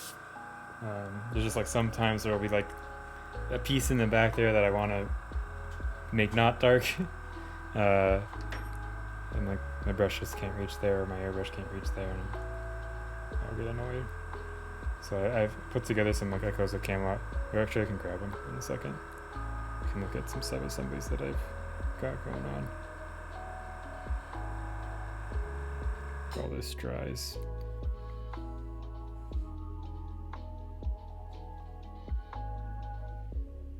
Okay, that's a lot less distracting than it was. Good enough. But we've got Cirque here. This thing is not glued in just yet. His head's not glued in either, and then this arm and sword are also not, just so I can reach the fur coat behind it a little easier, as well as I can paint the sword up. And this is not glued in yet because I figured it'd be a pain to paint this shoulder pad that he's got with that in the way. And it's an easy thing to glue in after the fact. And then this dude. His top and lower half are not glued together yet, and then the sword is not glued on either. And both his hands are very lightly glued, so I should be able to break them off if I need to. Just because he's got all that cape stuff going on, and it'd be a pain in the butt to get in there with the brush with him like this. So, and I believe I haven't glued in his head yet either.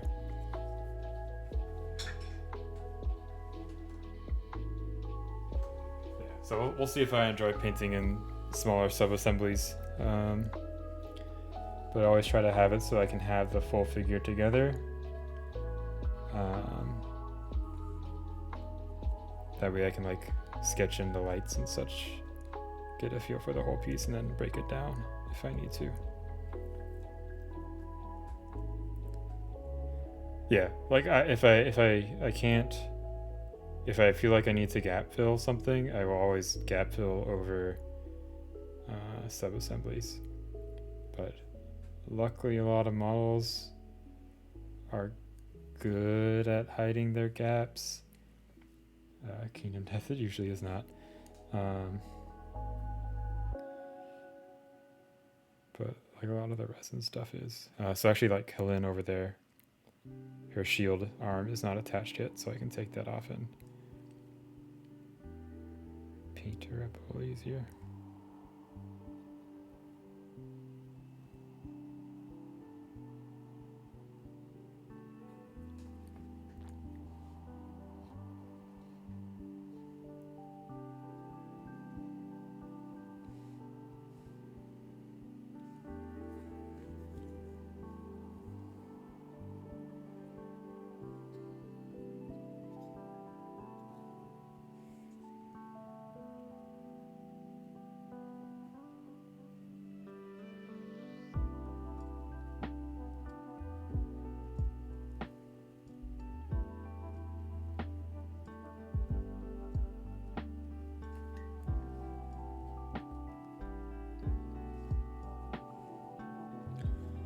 Yeah.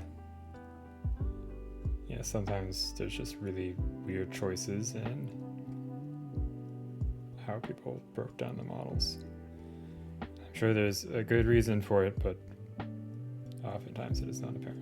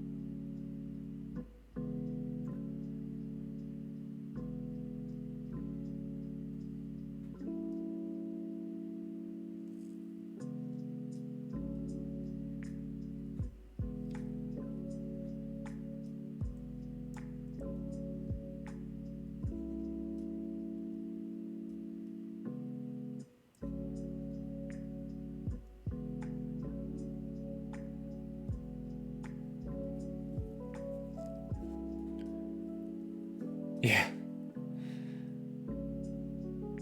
I'm thinking, so like, this guy's big, but like sub-assemblies weren't going to be an option for him. Like the only thing I wish you could have done is like the feet be separate from his base, but they're modeled onto it.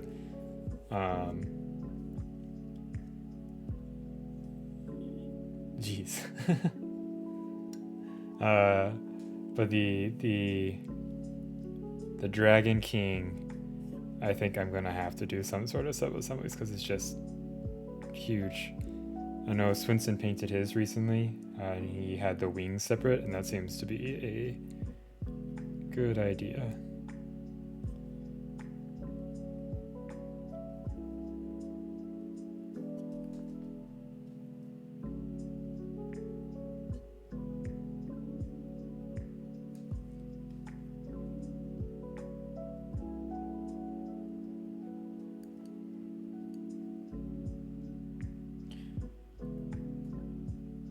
But I think for me, sub-assemblies are going to be largely about both like being able to reach other places, but also like oftentimes like a character will be holding something like a sword or whatever, and like the orientation it's on isn't like great for me for like being able to paint it well, even if I can reach everything with the brush, if that makes sense.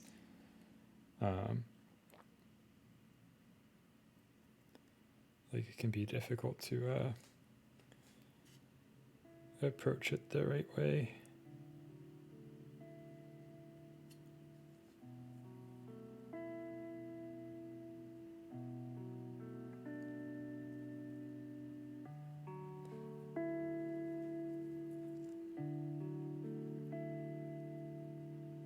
Okay. Yeah. I really wish they would do like a naked core kit where you could just get like a naked core kit minus the armor kits, so you get like the core monsters and maybe the prologue survivors or something again. I feel like that would just be an easy source for money for them, and like a lot of people want to like either redo their paint jobs without like painting over their old models, or they just want to paint the minis. They don't care about the game. So maybe someday they'll do it. Because apparently you can reach out to support and say like, hey, I bought the game without any minis. How much would a replacement? That's what they call it, Anna, okay? That's what they call it. It just means there's no game content. So it's naked. Yeah, Phoenix is pretty fun so far. I think it's because I'm just kind of keeping it loose. I'm not going to get like crazy about these hands or anything like that. I just want to have him be good looking from the tabletop.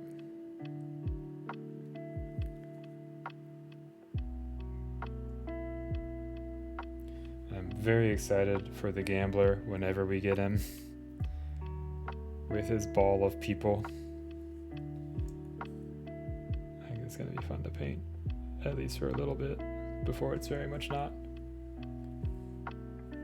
Rude.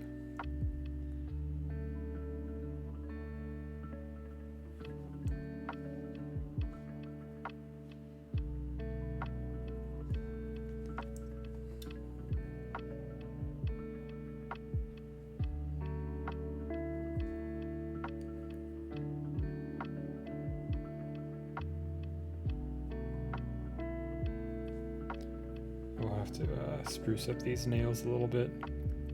Give the Phoenix a little manicure.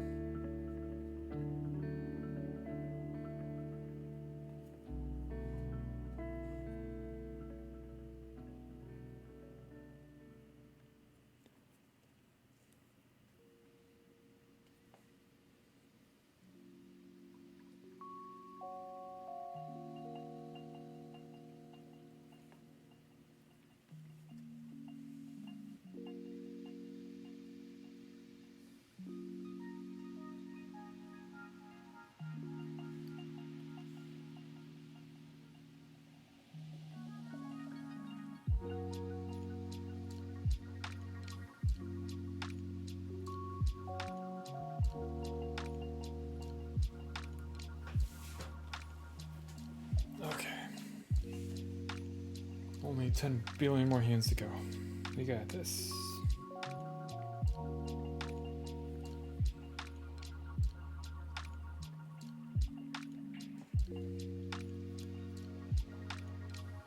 Not even 3 o'clock yet.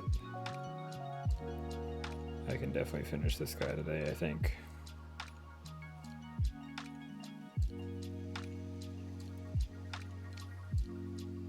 Unless I decide to not paint tonight, but I think I will paint.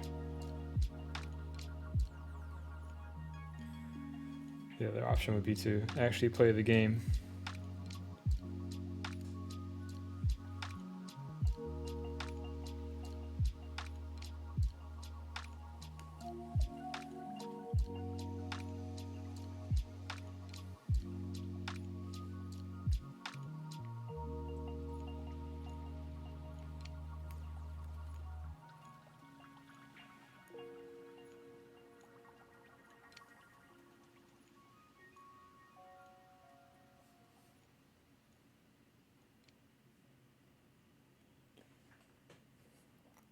Oh, hello, Poe.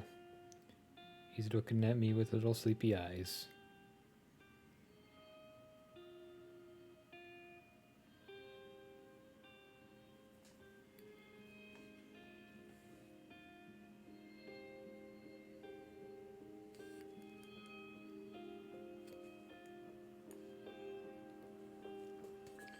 I guess my watch telling me to stand up, which I will probably stand up and stretch. In just a second. Go refill my water.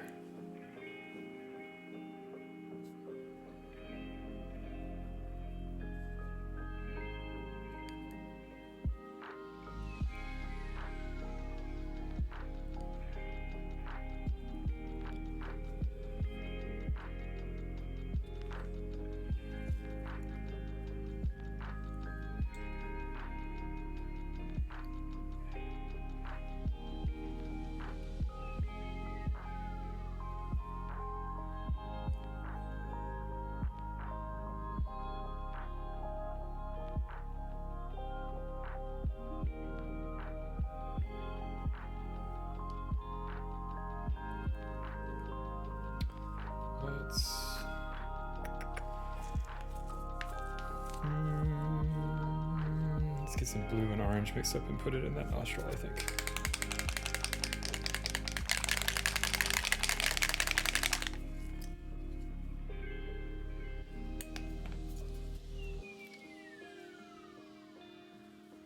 Also, my new Chimera paints still haven't showed up, so I'm still very sad. Maybe this week they will show up.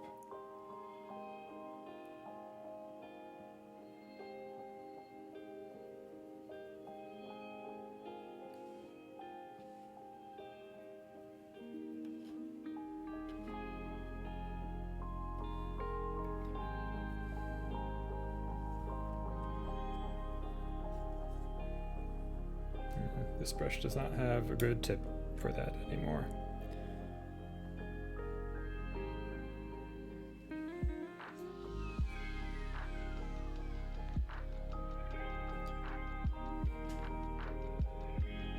Okay, have a nice nap.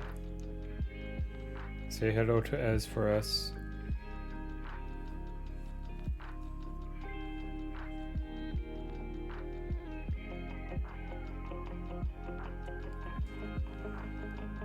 Okay, that looks much better. Okay. See ya. Here, I'm gonna get some water and stretch for a second, so I'll be right back.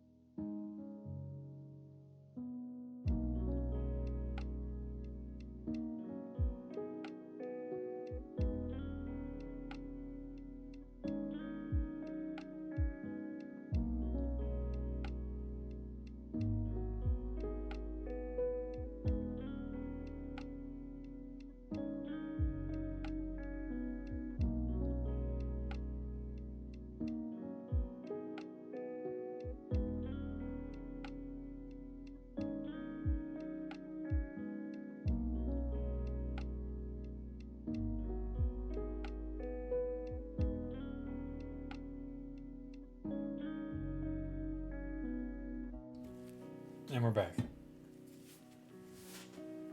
I hope you enjoyed Unisipo when he's laying there. Oh no. The camera's in the way. That's sad. But you can kind of see him. He's below the camera. Which is my fault. But I also got a little snack while I was up. Okay. Let's see here. Let's focus on the fingies a little bit more.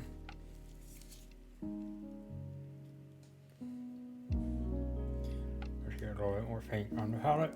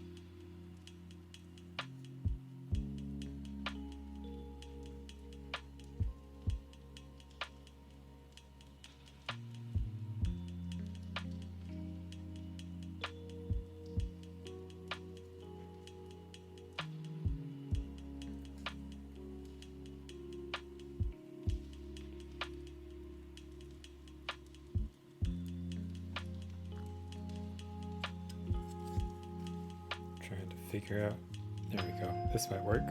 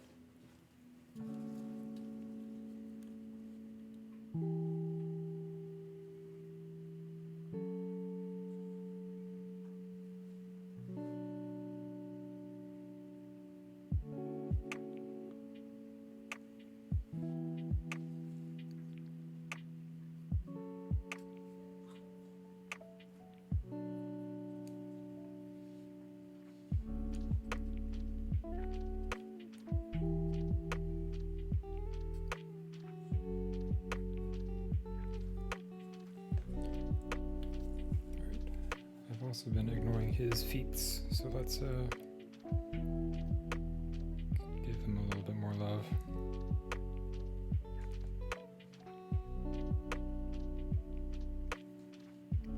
We're gonna do a lot of airbrush work on all this skin stuff once we get a little bit more where we want it.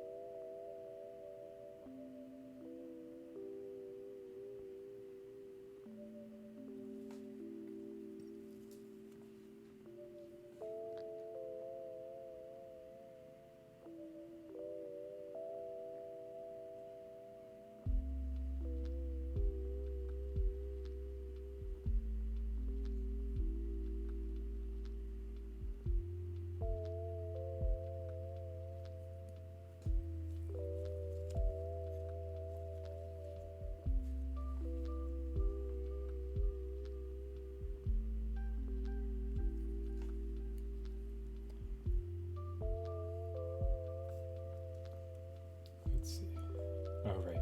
He's got stuff in the back, doesn't he? Got junk in the trunk. Let me get some of that violet out again. Wherever I put it. That's blue. That's violet.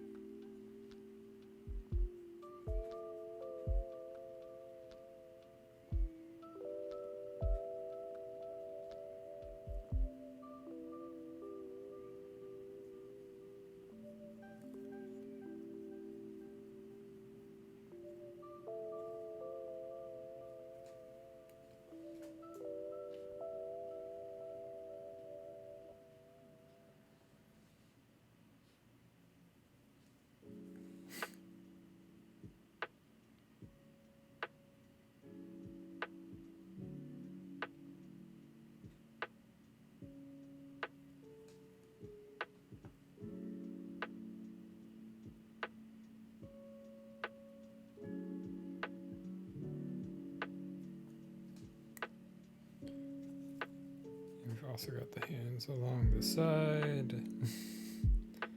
Just hands all over the place.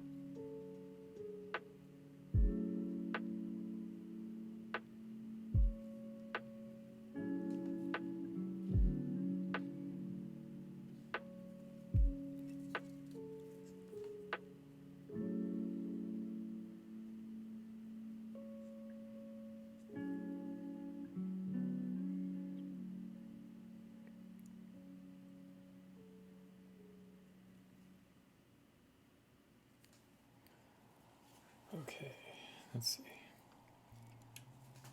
Oops. Maybe I scratched the primer off there. Probably. That's what it looks like. Should be fine once we get some good varnish over it.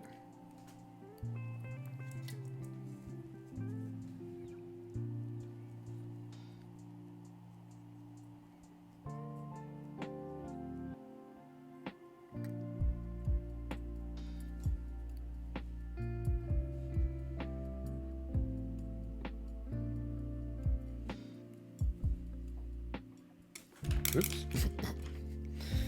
GG. Figure out where the Phoenix was for a second there.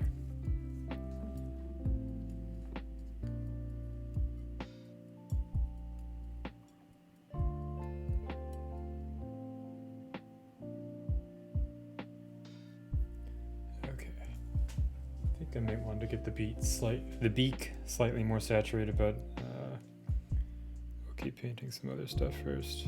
I'll also switch to a tinier brush once we finish sketching out the large lights.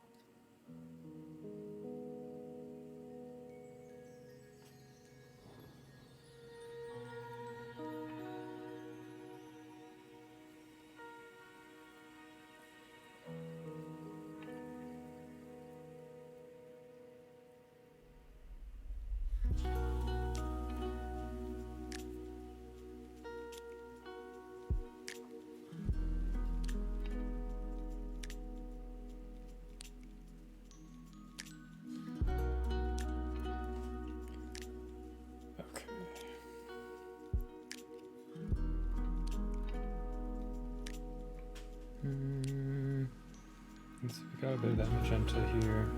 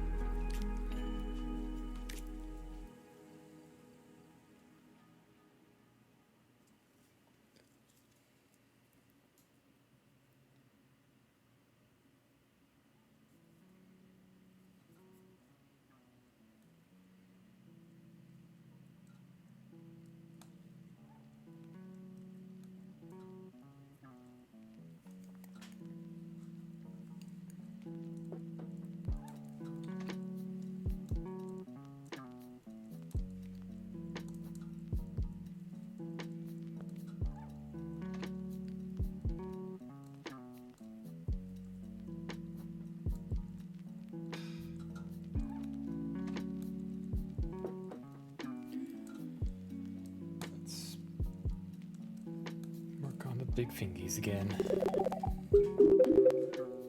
Hey, Marcus Vitruvius, thank you very much for the follow. I hope you are having a nice day wherever you are. Or evening. I have no idea.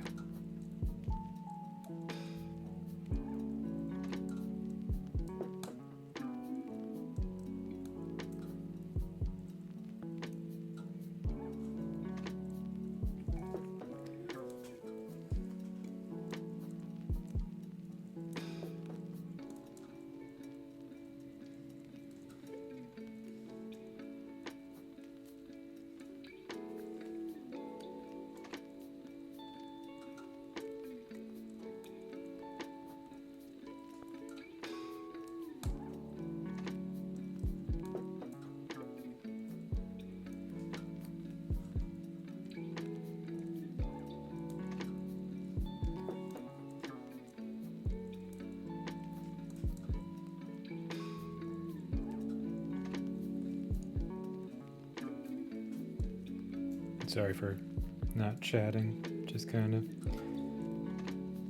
focusing on painting now. But as always, if anyone has any questions, feel free to ask.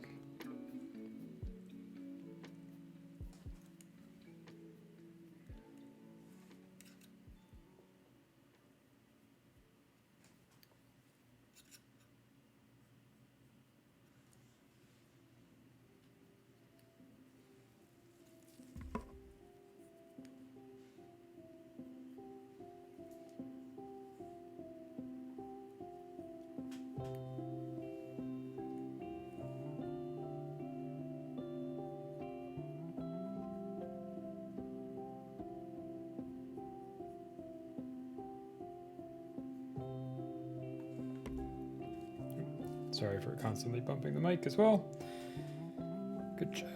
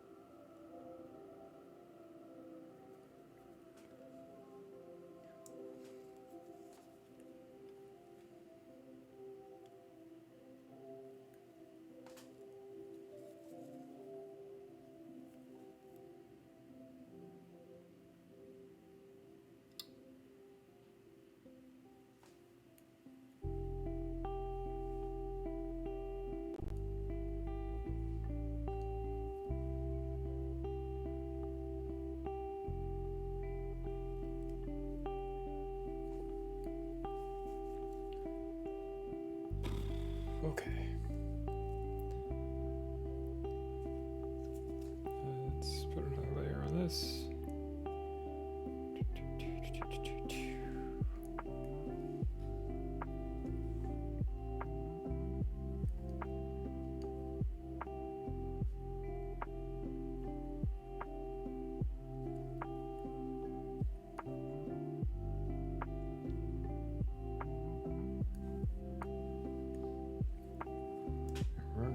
Running out of colors, so refill the palette real quickly.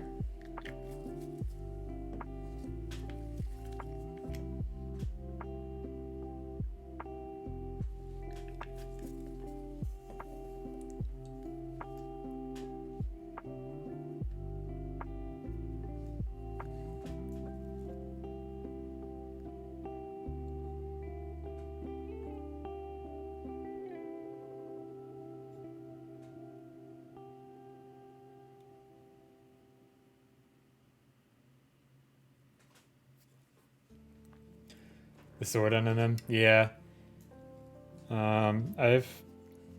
So I got that Kiro book, and there's also some other stuff I was watching, like looking at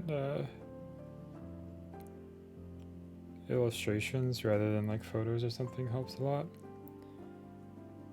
and also looking at how other people paint NMM.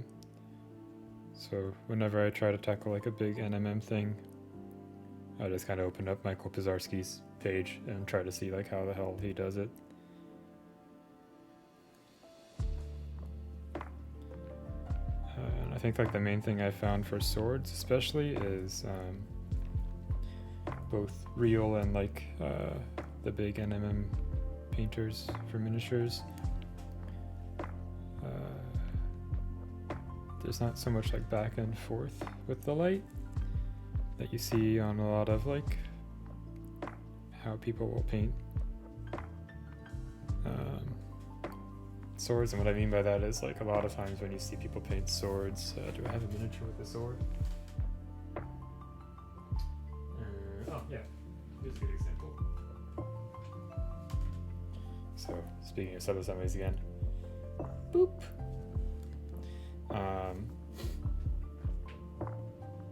I mean, you probably know this unexpected, but just something to talk about real quickly. Yeah, the power swords is like the big example where like it'll be light on here and dark on here, and then it'll be light here and dark here, and light here, dark here, light here, dark here, etc., right?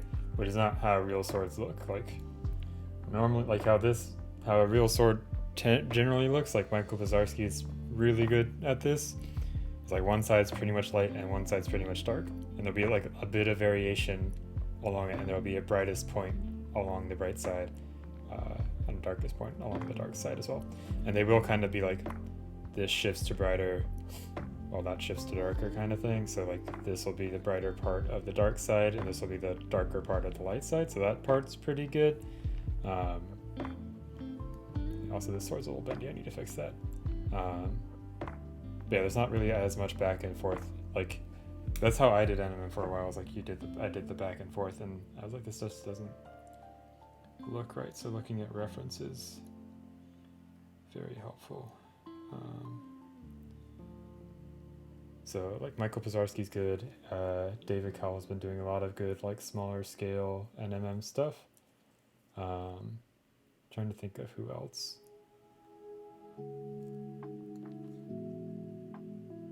Exactly, yeah. Also, this is Alana, the Bloody Blade from Big Child, in case anyone is wondering. It's the bust version. I painted the 75mm version of this. It was one of my first ones.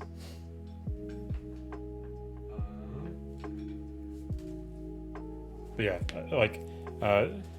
and the issue is like people will say like look at reference, which generally means like look at photos, right? But the issue is a lot of like miniatures and such, like they have shapes and swords and things that you can't really find photos of because they're unrealistic and silly. So like looking at fantasy illustrators, I think has been a huge help for me because like they have to paint NMM because they're not using metallic pigments on their 2D canvas, right? Especially if it's digital. I don't think you can have metallic pigment in your digital 2D Photoshop. Dang. I don't know, maybe I'm wrong. Maybe Photoshop has changed since the last time I've used it. But yeah, like the big thing, the big element, like I think I'm starting to figure out like swords and flat surfaces and like a lot of curved surfaces I'm slowly getting a hang of. Like generally if it's a cylinder, spheres are still really hard for me, which is I think Gold Smoke Knight will be a good challenge. And why does all this keep like pivoting? Very confused. Oh, I think it's just because the times are changing on things, so it'll move up. Yeah, that's why. Got it. Sounds like, but like leg armor and pauldrons are like the big thing for me that I still have a lot of hard times with. Because if you look up realistic plate armor, their leg armor isn't like curved like people's calves are in fantasy armor. It's like a straight tube. And I was like, well, that's not helpful at all. How the hell do I paint these weird compound shapes? So that's something I'm still trying to figure out. Yeah, exactly. So the OSL and the blade will also impact it. I think. Here, let me cover this so I don't dip a book in it. This heavy ass book. I think there's a good Kirill piece that kind of does what you're talking about. Let me see if I can find it real quickly.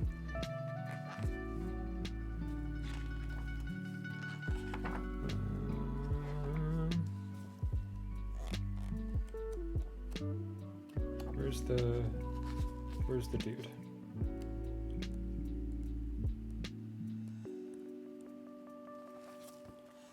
Here's reflective surfaces, yada yada, metallic paints. Yeah, this book is heavy. This book is very good. If you do not have it, I highly recommend it. I talked about it at length already on here, but yeah, so there should be a bigger picture of him though. Let's see. Or actually, like this one's a really good one. Can I get it on camera without knocking over the Phoenix? That's the question. So this box art he did for Robot Rocket is like a really good example of NMM and really strong OSL. This is Kirill Kanaev, so you can find it like a better image probably on his Putty and Paint for that. So like less strong. Where the heck is that? I think it's an FER Miniatures Mini. But yeah.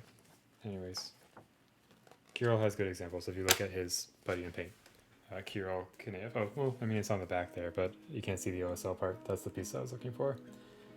He's got, yeah. This one has like a decent like an area kind of thing because it's got the light from the window on one side and it's got the firelight from the other. Maybe it's on the OSL page. Oh wait! I just passed it. Well, I mean, here's another good one. His Karol Rudik vampire bust. That's also kind of atmospheric, but it could be like a spot lighting. I just passed it. There it is, yay! Yeah, this guy. This is the one I was looking for.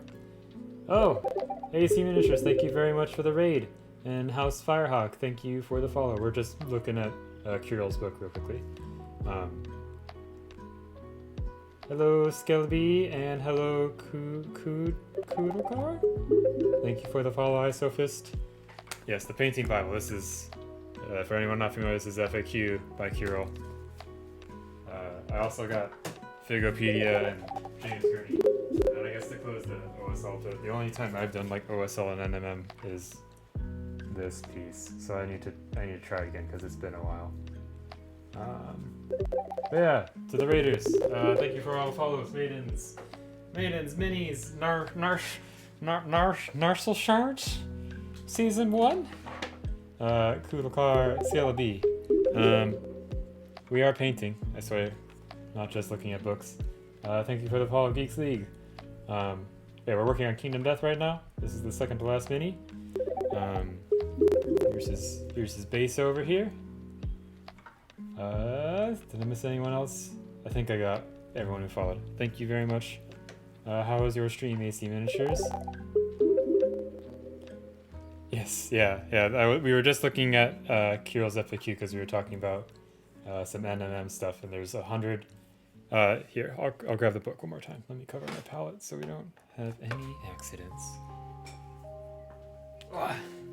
This is Here, let me zoom out a little bit. The book is even bigger than the mini we're painting right now. This is FAQ by Kirill Kanaev. I think that's how you say his last name. If not, I'm sorry.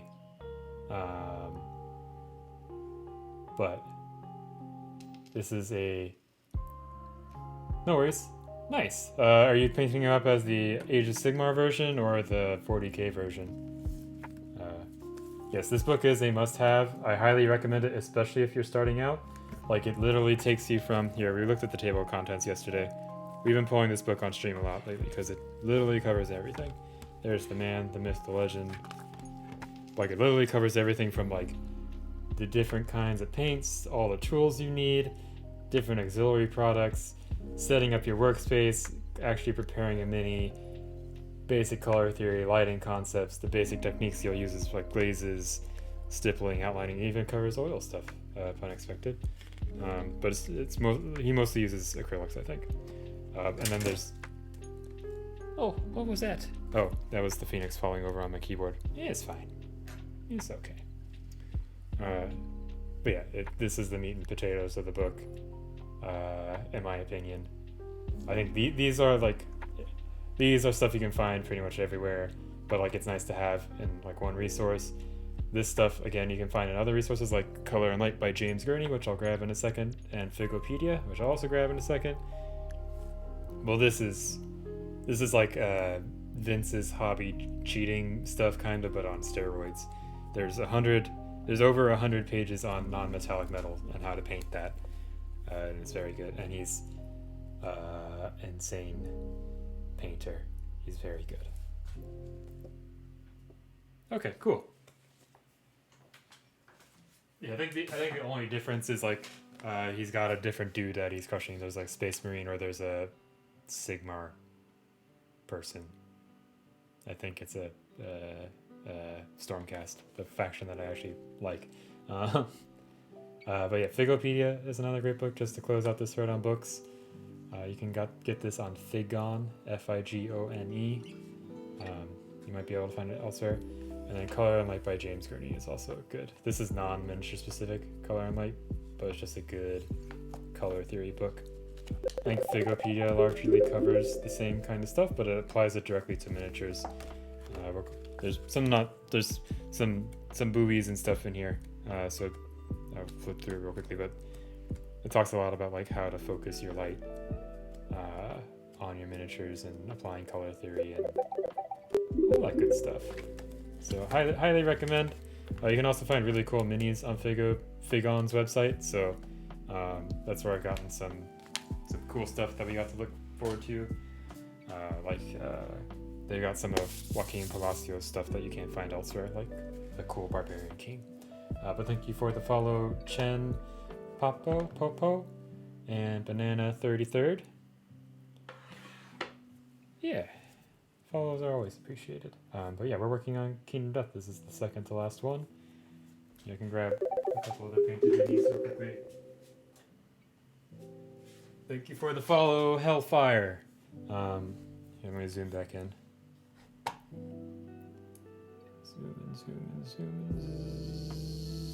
Zoom in. I think that's where we were. We were a little over here. Close enough for government work, I think. Maybe. Okay. Yeah.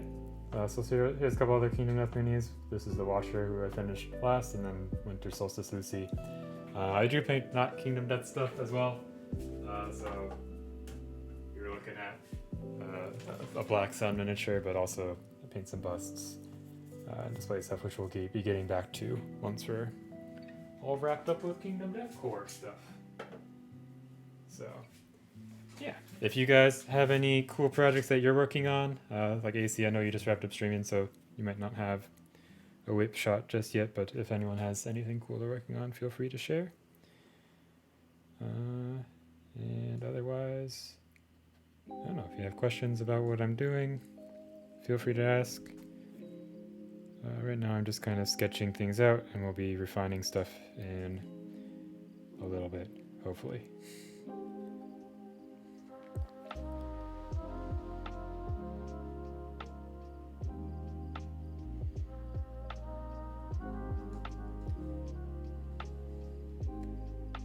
Yeah, if you want to share anything, or you want to share your socials. Oh, I should do the shout out thing, right? Yes, that's what people do. Shout out at AC Miniatures. I'll also give a shout out to Punexpected, who's been chatting. He's also a great streamer. Also does cool KDM stuff, and he paints with oils. I forgot to do a shout out earlier. Yeah.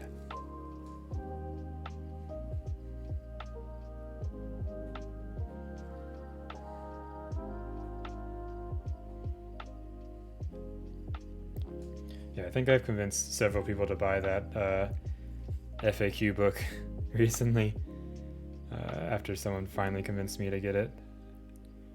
And it's very good. It's very dense, but it's very good.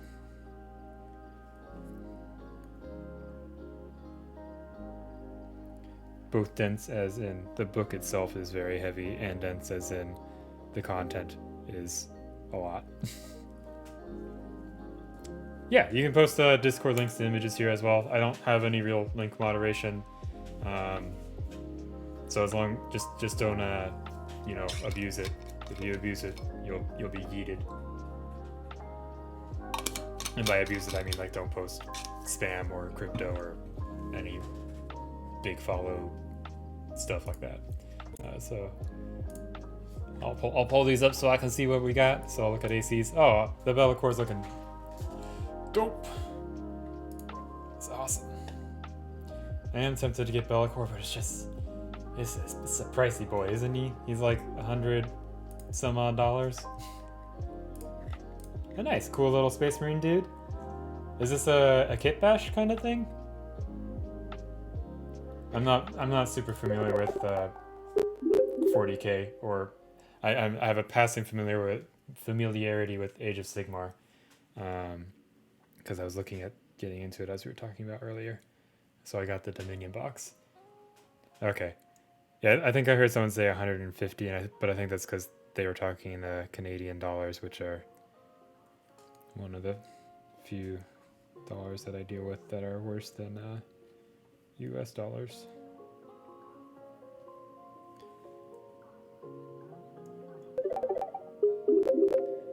Thank you for the follow, C3LT76. Chelt? I don't know. I'm trying to figure out if that's leet for something. I don't know what the 6 would be. Kelt G? I don't know. And thank you for the follow, Peckish Fox. Yeah, I just got the lo-fi girl stuff because their stuff is Twitch friendly, so that YouTube channel that everyone always sees has just got the live music going. They got their playlist up on a couple of streaming things, so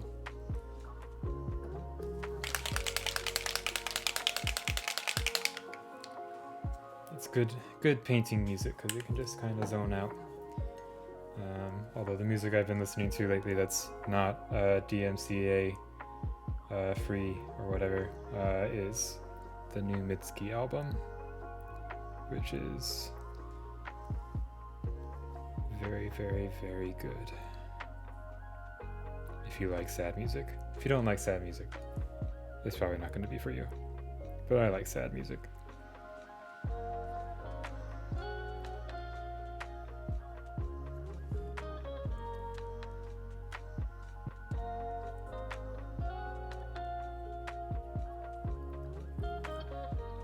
Okay, so it is Celt. Or Chelt.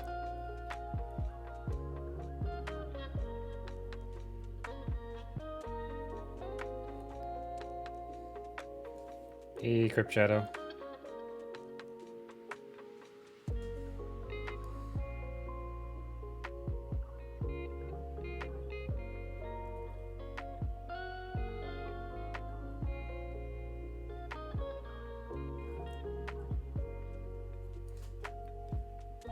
No worries.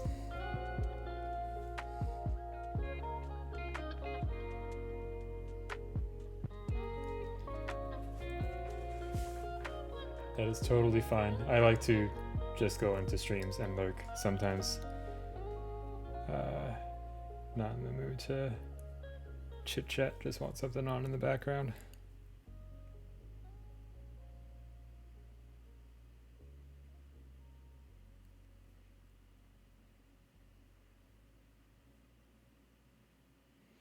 Yeah, we've been kind of hopping around on all the skin elements. We did some touch-ups on the feathers and added a little bit more saturation to them because they were lacking a bit.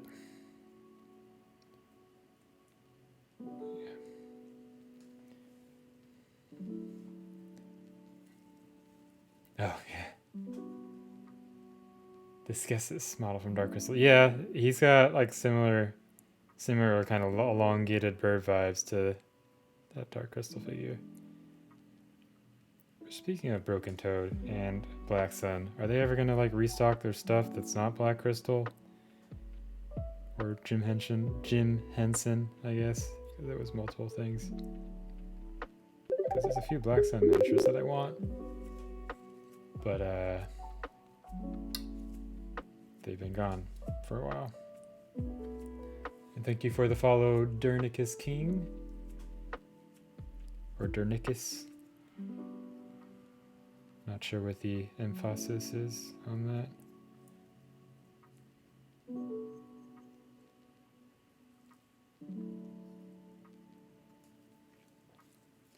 All the doggos.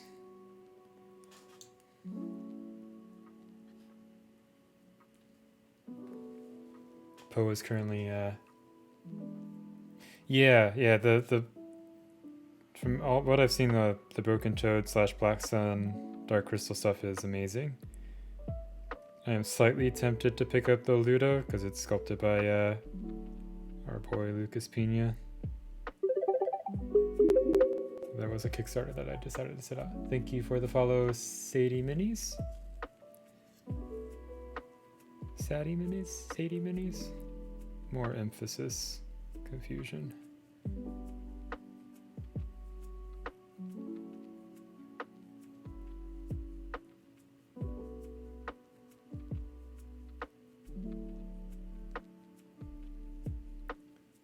The Skisselbus? Oh, from the Black Crow? I'll open that up in a second. Also, someday when people post links, I'll be able to like share it on stream with everyone. My computer is kind of garbage for streaming, but I'm hopefully going to upgrade in March or so. Like my computer can handle the stream, but as soon as I try to do anything else while it's streaming, it's not a good time.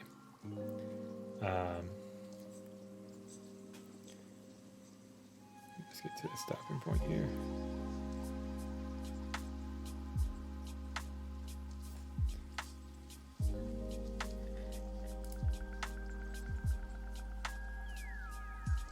Oh, nice. Very cool.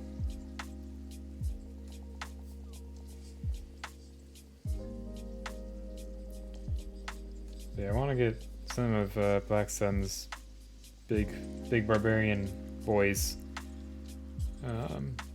but they've been out of stock for like a year because I think they were focused on fulfilling this Kickstarter because they were working with Broken Toad on it, and I'm gonna guess also pandemic stuff. And I think Broken Toad also does most of Black Sun's casting, if not all of it. So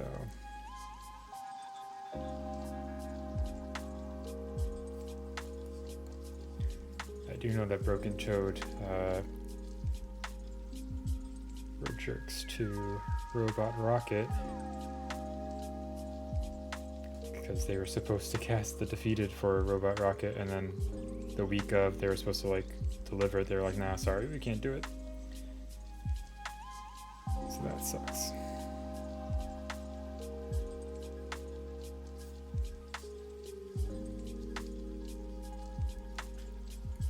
Yeah, the Kickstarter, from what, because yeah, that was like a 2020 Kickstarter, and people were like just now getting it towards the end of 2021, right?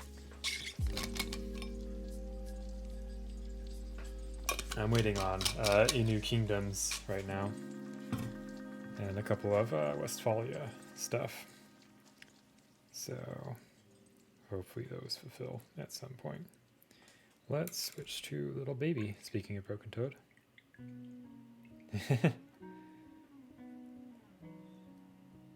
The ship that got stuck on the Suez Canal. Yeah. Good times. Simpler times, right? Remember when we were all just like, haha, boat stuck. We could all get unified behind that one simple moment.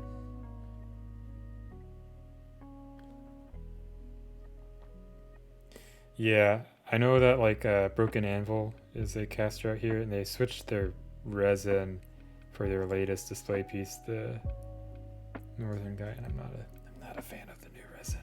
The details are so good, but it's that kind of yellow resin that is a lot more brittle. It's the same stuff that like Limbo used for their Kickstarter. So yeah, shipping is wild.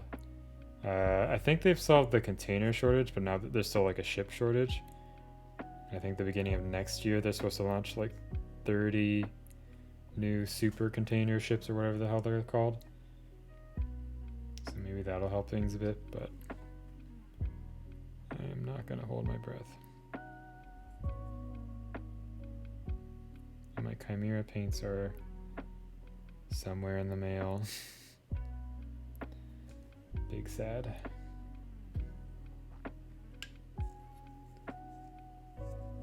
Yeah, so that's generally what I do, Kelt.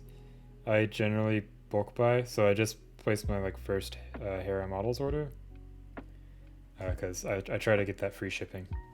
So like I'll hold off for a bit and then go crazy, basically.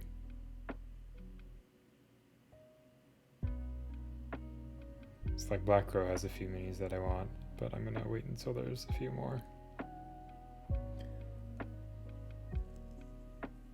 Yeah.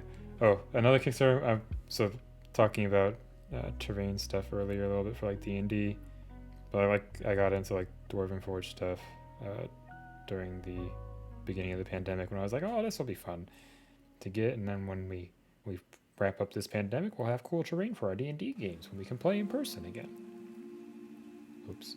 But I backed their Wildlands Kickstarter, and it's slowly fulfilling now. It's also been delayed a bit because of pandemic and the whole global shipping crisis. But one of their container ships was the one that had an accident where like a whole stack of containers got crushed, and like the ship doesn't know whose containers got crushed in that pile just yet because they can't go investigate it because it's too dangerous to do it while the ship is out there. So it's a fun, is the container still on the ship and fine? Is the container on the ship and crushed? Or is the container at the bottom of the ocean?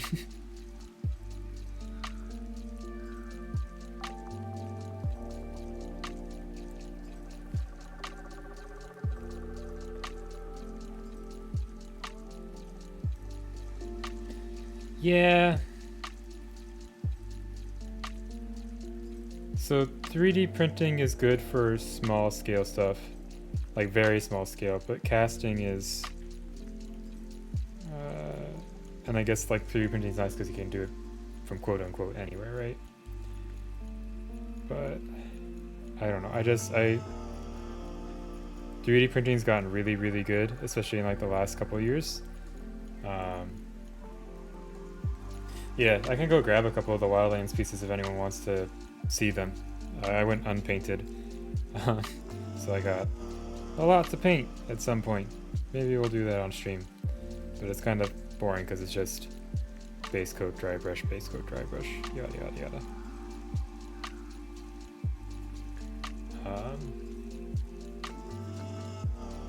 But like, I even though 3D printing has gotten really good, I still prefer cast minis. I'm sure there will be a point where 3D printing and cast minis are indistinguishable. Yeah, no, I'm not spending 10 hours per piece.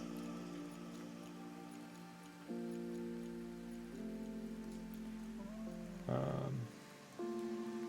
don't know, there's just something about the quality of cast resin that is not yet matched by 3D printing, in my opinion. Both in like the material itself and the quality that you can get. Hey Andy, how are you doing? It's the man, the myth, the legend, $2. If you do not follow $2 on Instagram, you should. He's very good. He like swept Crimson Brush, basically. Got all the medals. Here. While we're thinking about Dwarven Forge here, I can show what they look like real quick.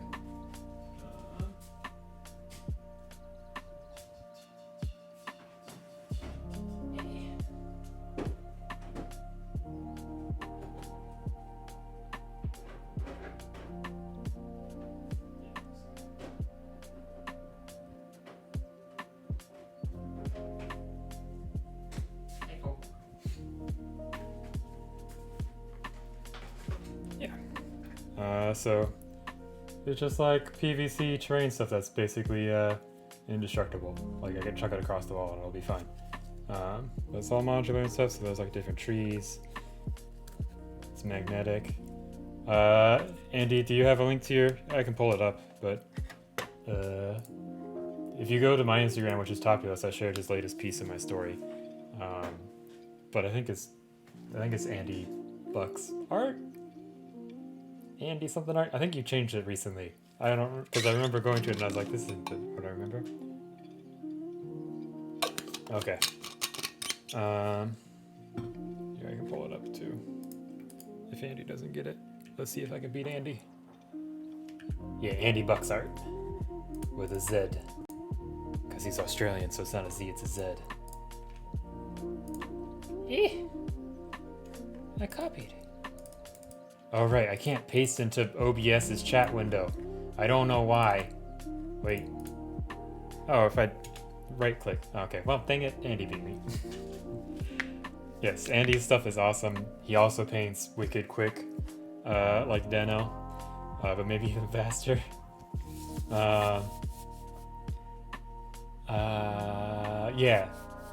Yeah, if you haven't, so the competition was Crimson Brush. The VOD for the judging is on Deno's channel. Here, I'll drop a link to that too.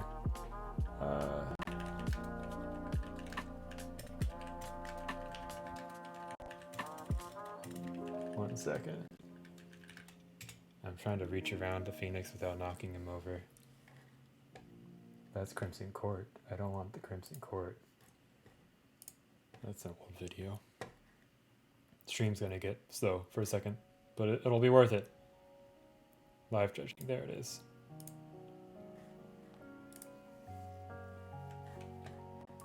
Tables, so. Is this one fit into the rest of your time? So you guys can start at the beginning. I think it fits with. It's a very long live judging, but it's Trent and the Veiled Miniatures guy, whose name I'm blanking on right now, doing a live judging for a competition, which was the Crimson Brush, which was in Sebastian. Okay, yeah.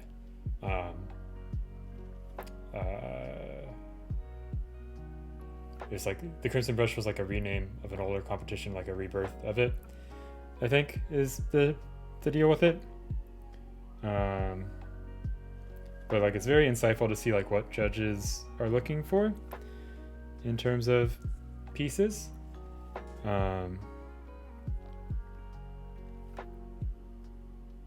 Like I found it very useful. Like there's a lot of things that I wouldn't have considered in my own painting. And I believe it was, thank you for the follow, Blueberry Drauger.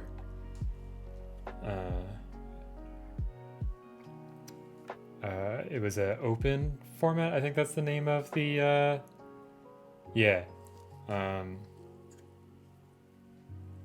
Where basically as many people who deserve gold can get gold, as many people who deserve silver can get silver, etc., etc., etc. And that's where we talked about it earlier briefly when I showed my Cormac on screen. But Dave Cowles, I guess there's a lot of new people here. If you have not seen Dave Cowles' Cormac bust, go over to his Instagram or over to Putty and Paint right now and go look at it, because it is beautiful. He did the like dappled light through trees over the miniature, and it's just amazing.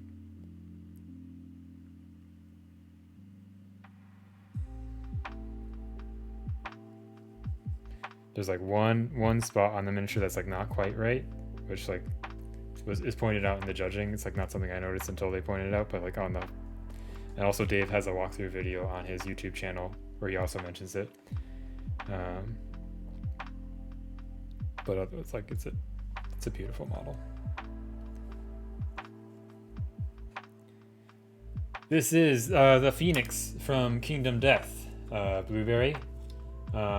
Yes, Blueberry Drauger is a very good name. But yeah, this is the second to last monster I have to paint from the core set. I still have expansions, but we're not going to paint those right away. We're going to take a break from Kingdom Death stuff, save those for a rainy day, since we have no idea when we're going to get the Game Wish chest. So, let's see. Oh, also on the subject of Meg, since Andy brought her up, Meg Maples started streaming. I don't know how she spells her alias on Twitch. I think it's Meg_Maples, and the 4 in the Maples, or the A in the Maples is a 4.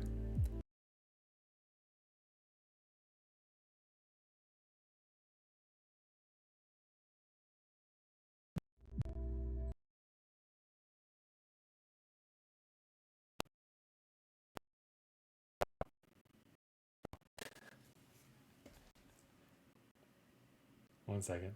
Is it back? I think it's back. Oops. My headphones connected to the wrong thing. So, one second. Here, I'm gonna go on the BRB screen while I fix some things real quickly. Hold on.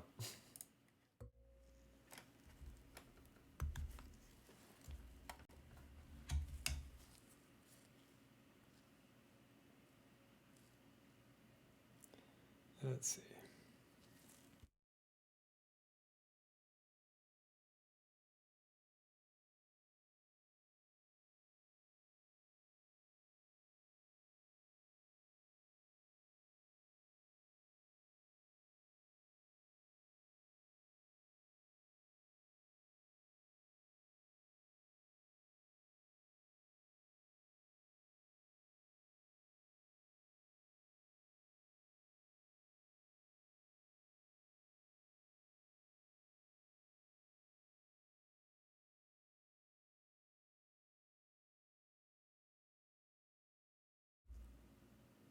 Okay.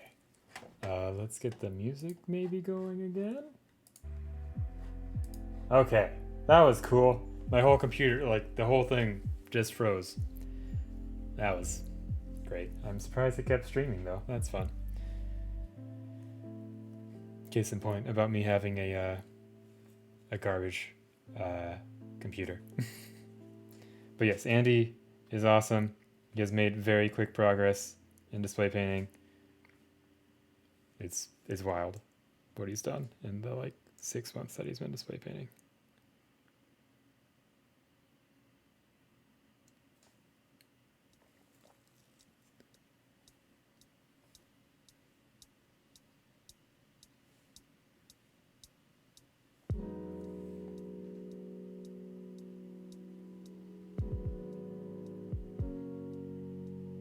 And thank you also for, yeah. I think, Andy, you've been painting miniatures for longer than that, right? But like you fell out of it for a while, and you've been doing other art stuff too. But display models is relatively new for you.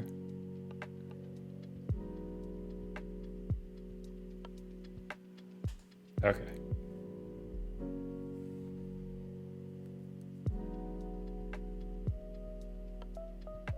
And also, thank you for sharing Meg Maple's link there. If I did not say thank you for that already.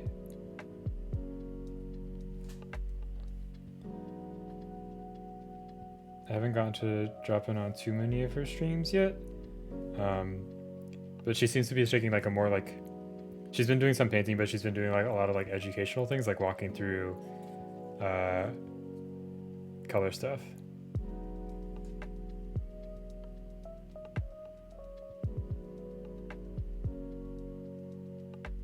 If that, I don't know what I just said. Anyways. Nice. Yeah, I think the pandemic brought a lot of people back into painting, which is cool.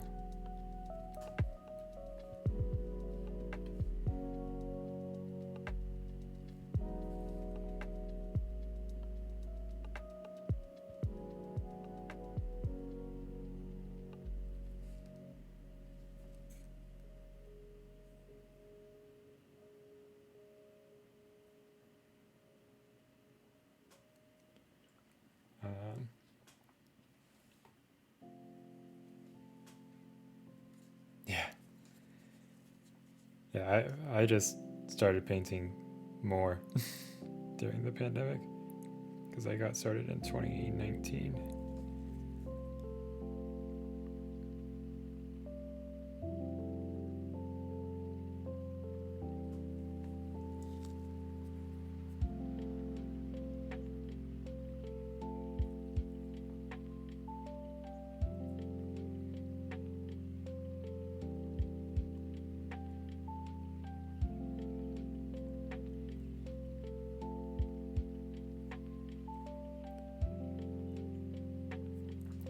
Yeah, for me it was D&D minis. I did the like base coat wash thing for a while, and then I was like, I want to level up, so I started looking into more things. But it was D&D minis largely for the first, mostly the first year, and then I got interested into the display stuff, which we talked about a little bit earlier.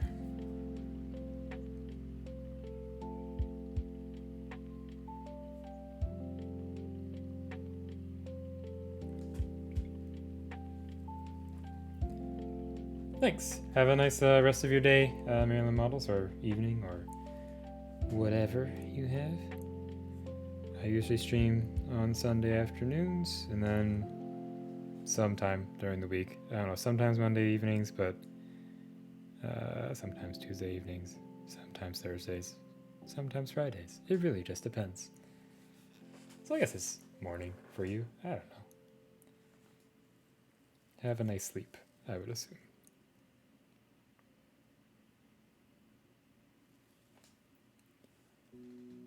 Okay, is it time to airbrush, or should I should keep pushing things? These thingies need more pushing.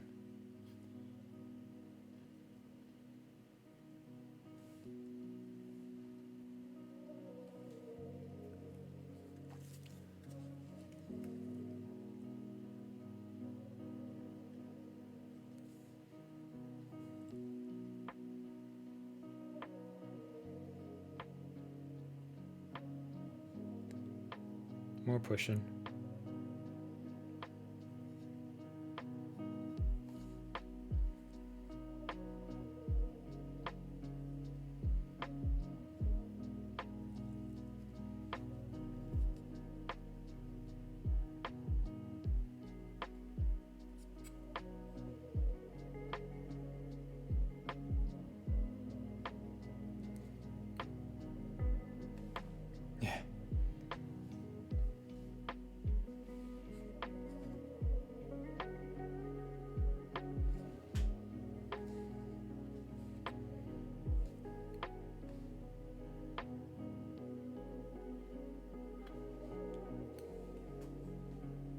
CS4.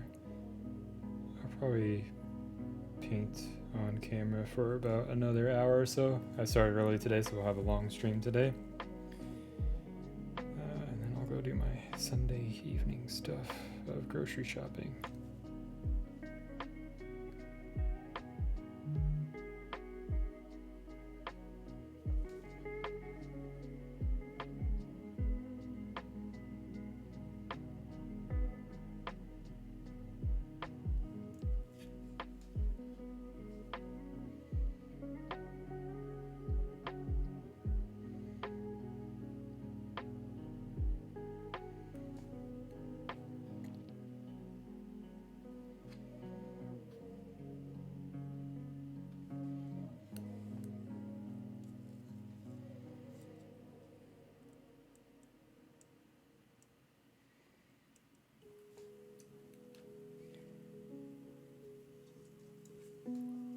Let's get some of that very bright skin.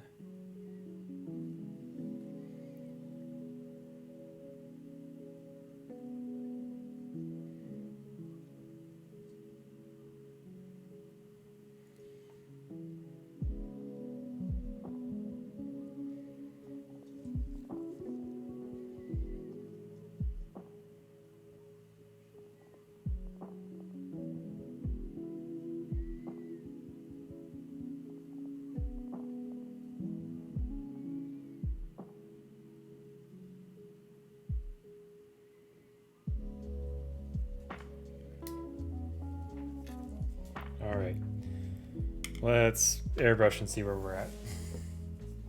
I should have cleaned this out earlier, but it should be fine. Yeah.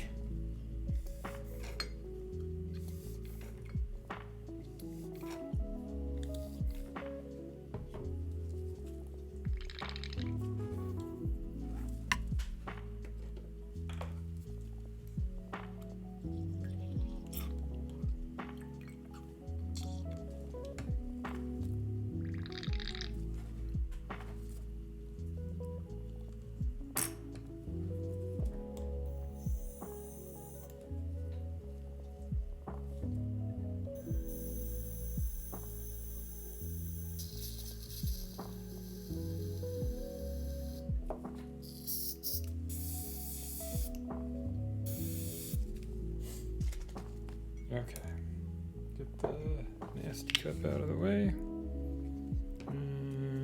There's still some clear in there.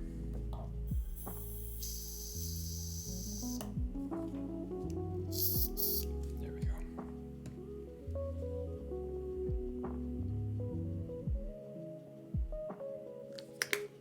And get a lot of thinner in there because we need to mix up a lot of paint, I think.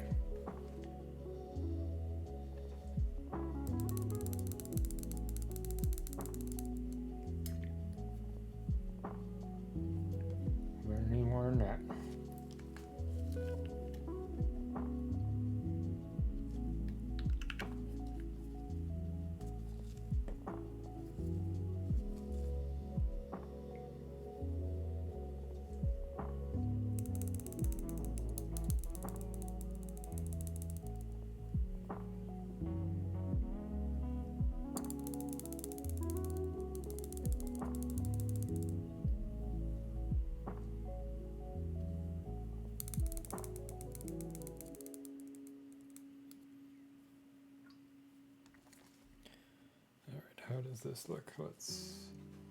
I need to grab my hand anyways because I got water all over it. Good job.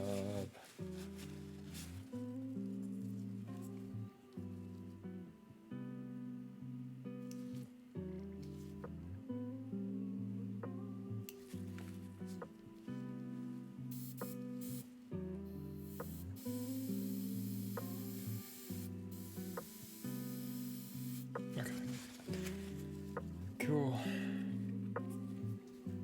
Let's get you off the desk. I don't need you there. And let's get you off the desk.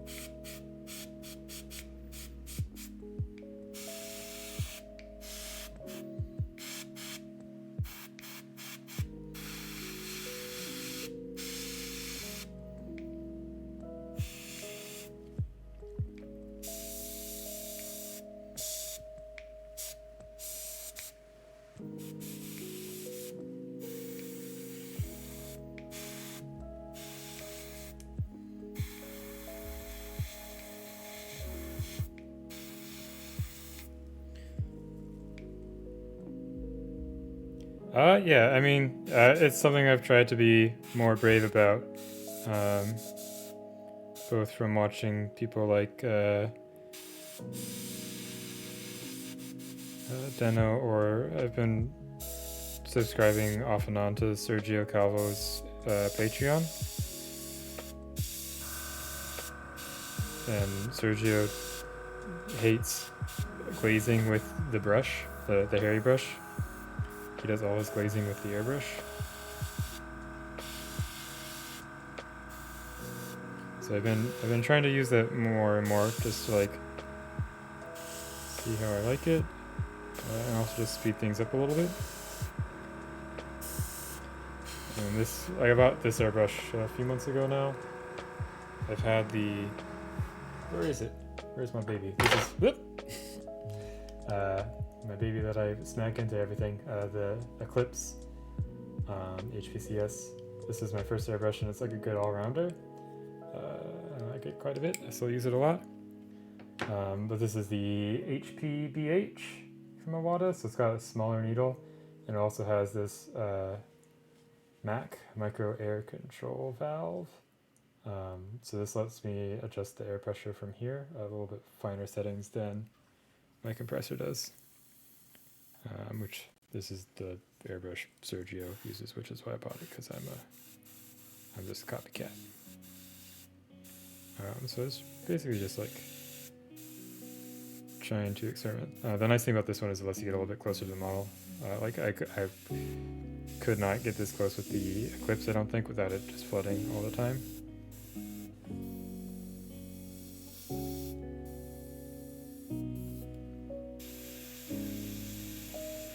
But you do have to use really thin paints to keep it from getting clogged, just because it has that smaller needle.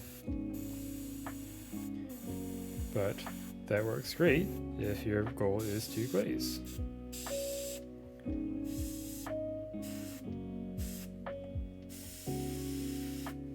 And I've been really liking incorporating the airbrush more and more, as I just said.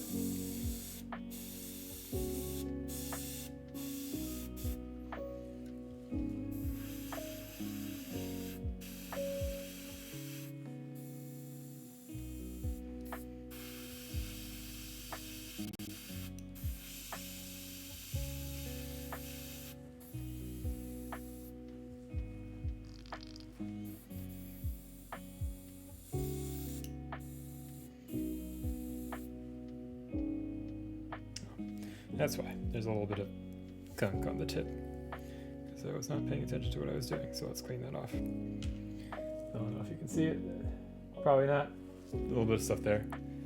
So I just take a makeup sponge,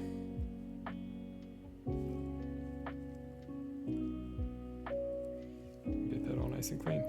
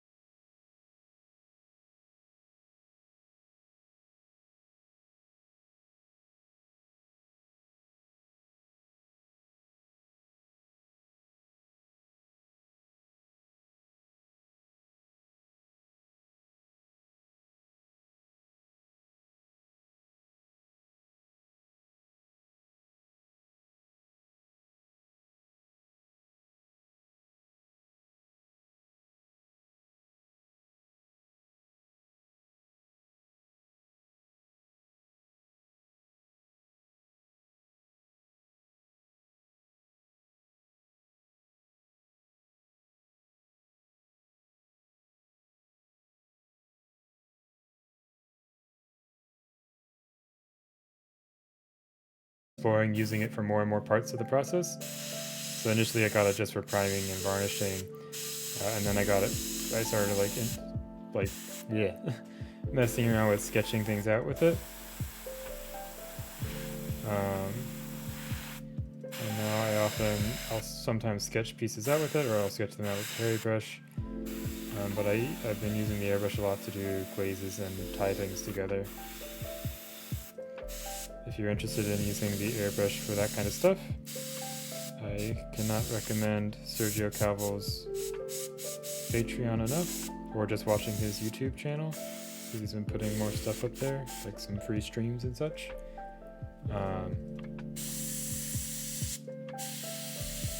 So yeah.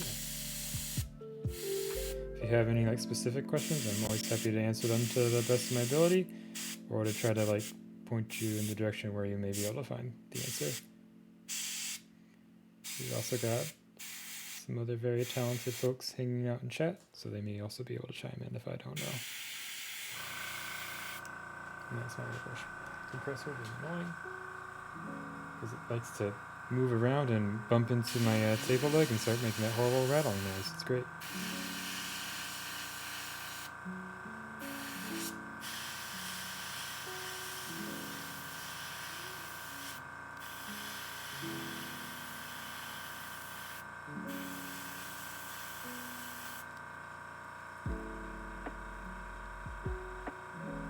Remixing.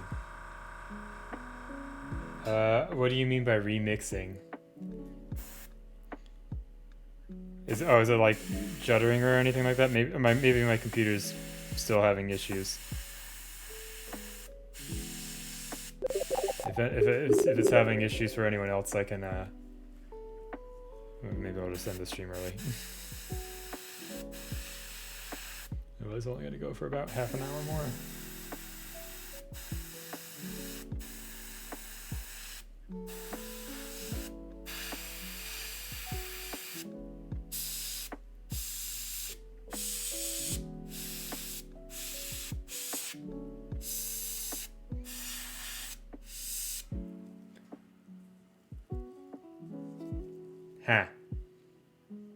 Okay.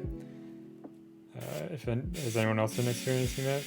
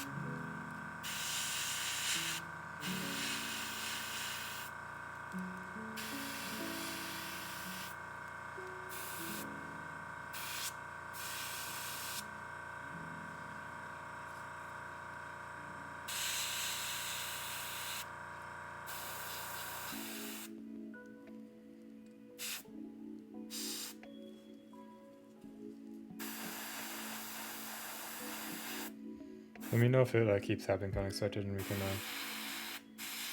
just restart the stream. I don't know if that'll do anything or not. Oops.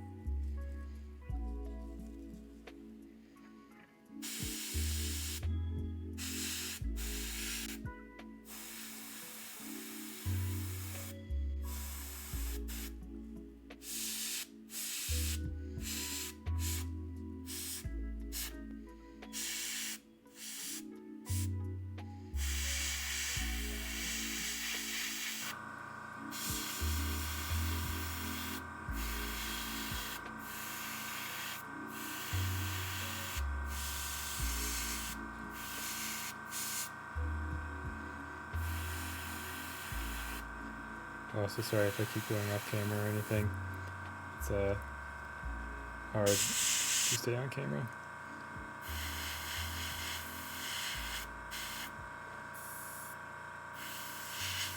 With this big model.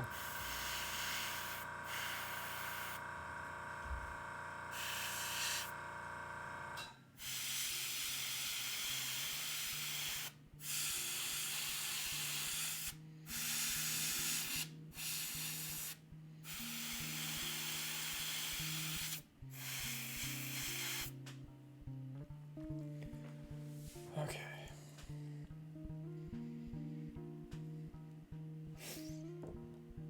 Let's see. We got.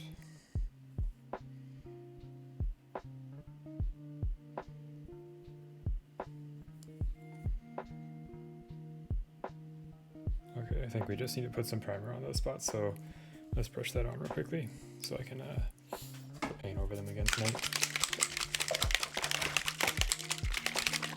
Got a couple nicks and scratches while working on this boy.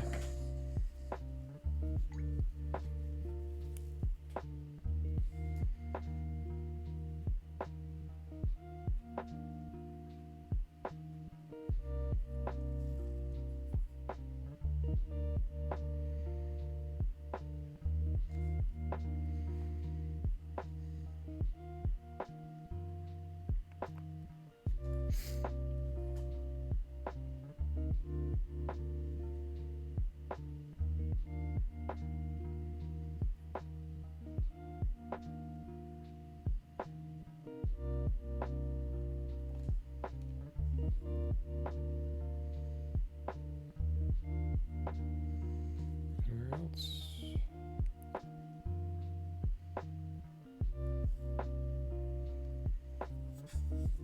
How are his fingertips looking? Couple spots.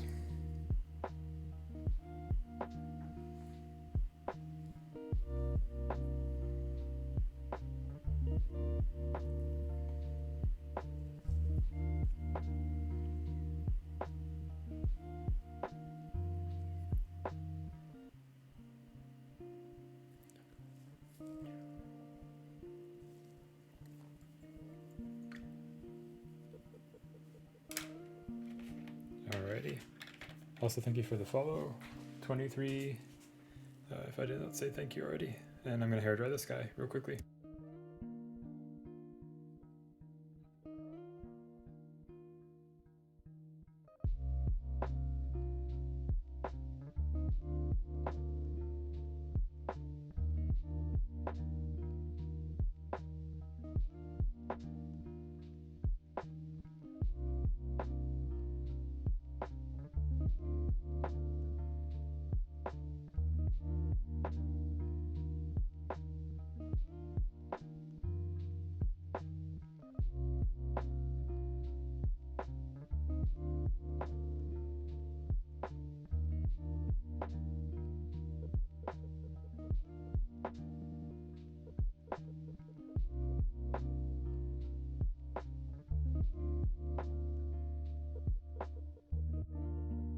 Okay, let us get this little palette out of the way. Let's change out our airbrush color real quickly. We're going to go in with a highlight.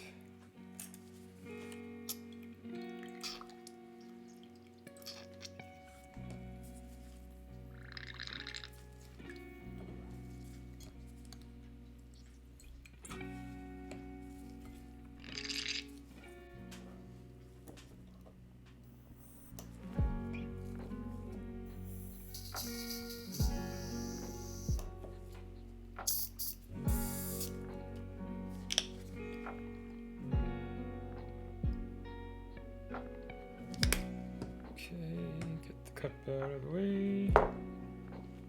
Grab my brush. That fixed up. I show more that highlight color out, I believe. There it is. You know what? Let's try something. Not you. You.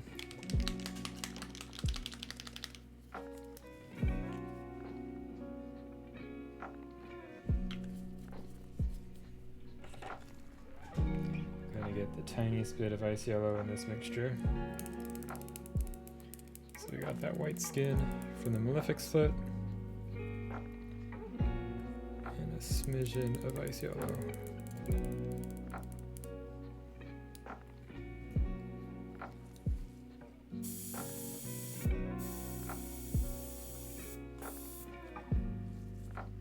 Let's make it a little bit thicker.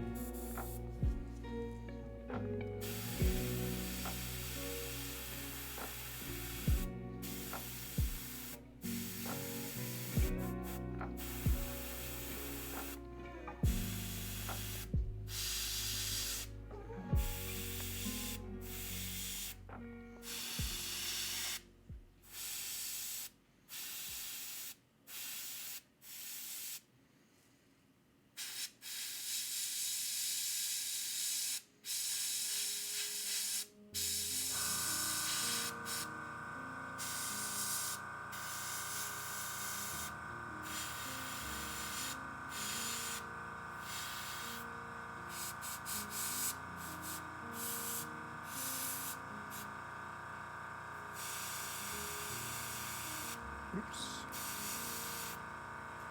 A little bit of flooding there. Still learning this. Some mistakes will happen.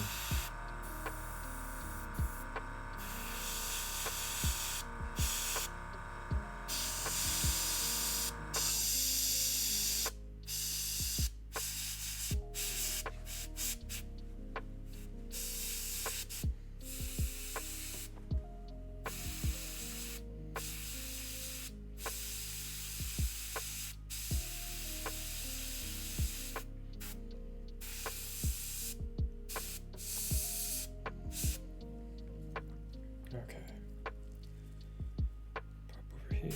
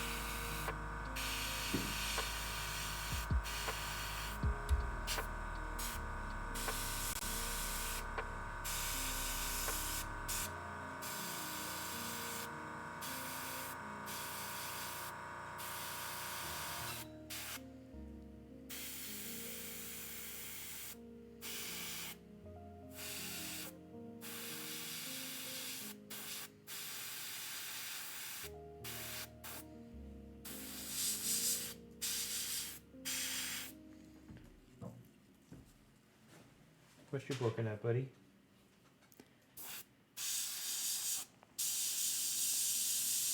Oops, no more flooding.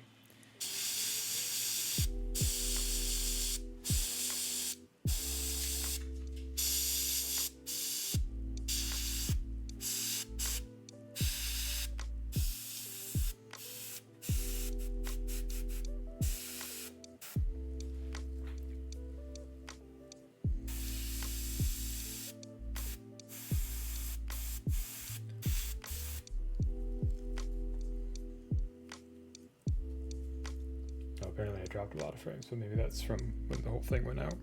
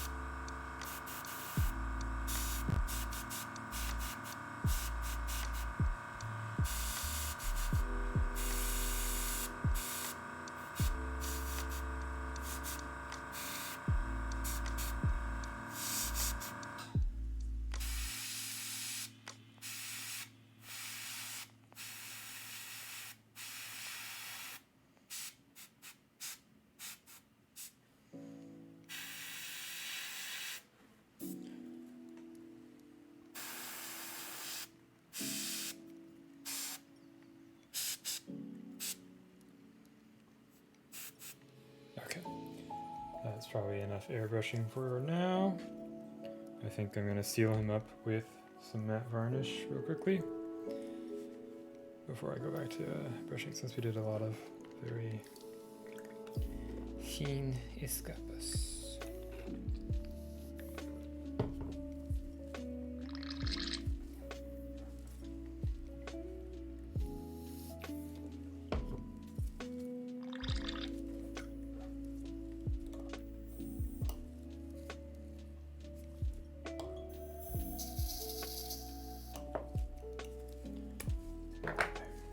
I'll take this varnishing off camera so I can do it directly into the air purifier. So let me just clean some stuff up real quickly. This will probably be a good stopping point for the stream once we get him varnished. There's the airbrush. The other airbrush, I should say.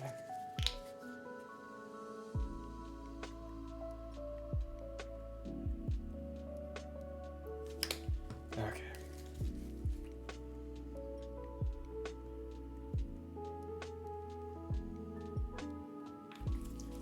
Got a healthy amount of varnish in there. I'm definitely going to put on my mask for this part, just in case the air purifier doesn't get all of it.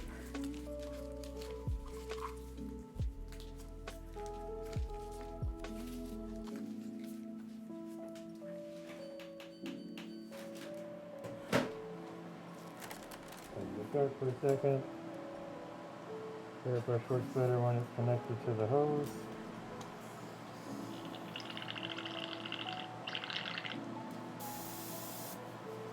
Okay.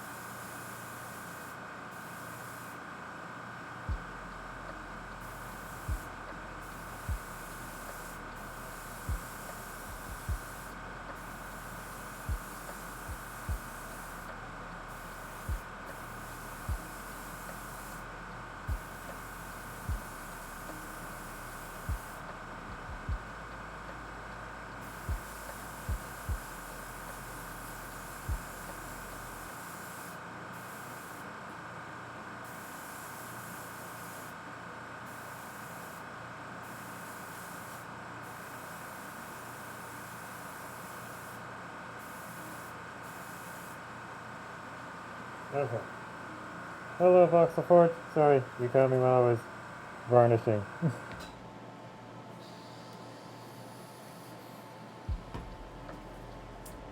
Big model, needs a lot of varnish, so I like to do that straight into the little filter thing I have.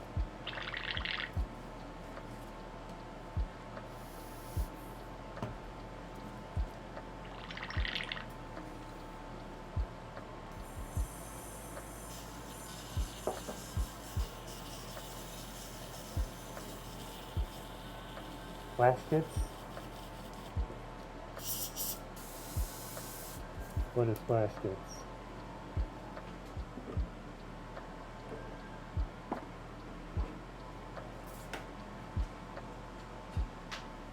Oh. Let me hair dry this guy real quickly.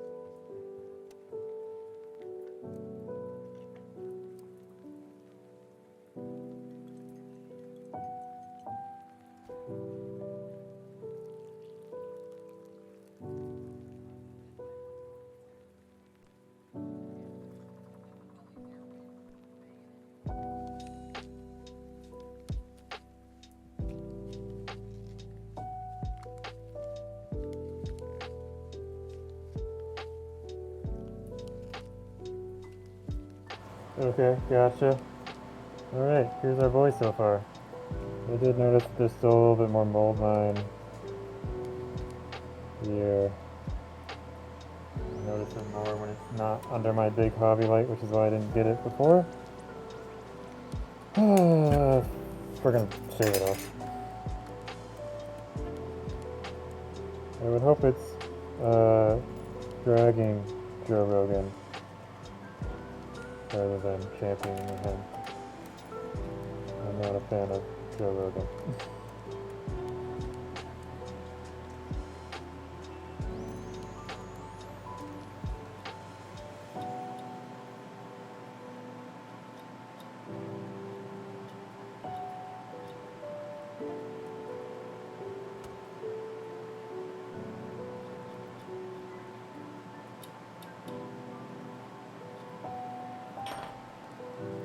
Okay, good.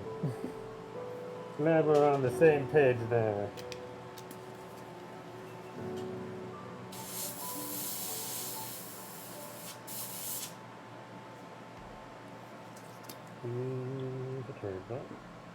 Anyways. Seems almost aired out, so I can almost take this off. And let's get a little bit finer back on that part.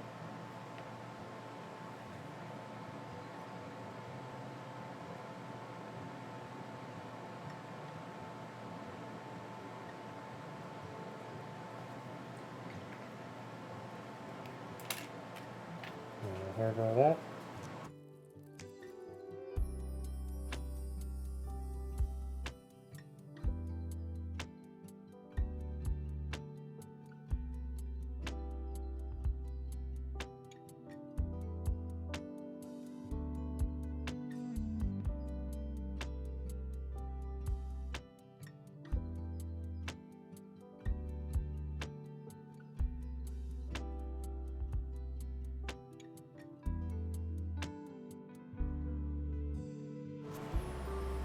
Yeah.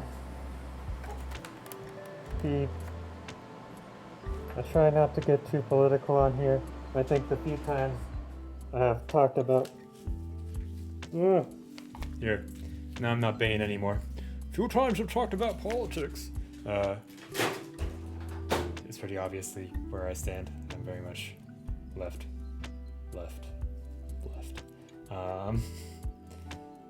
But yeah, if you ever ask anyone why they like Joe Rogan, and they're like, oh, I like how he talks to people about stuff, and it's like, okay, so you like interviews. He's not a very good interviewer. He doesn't do any prep or anything, or like, I don't know. He platforms. He himself maybe isn't dangerous, although like he says a lot of bad things himself.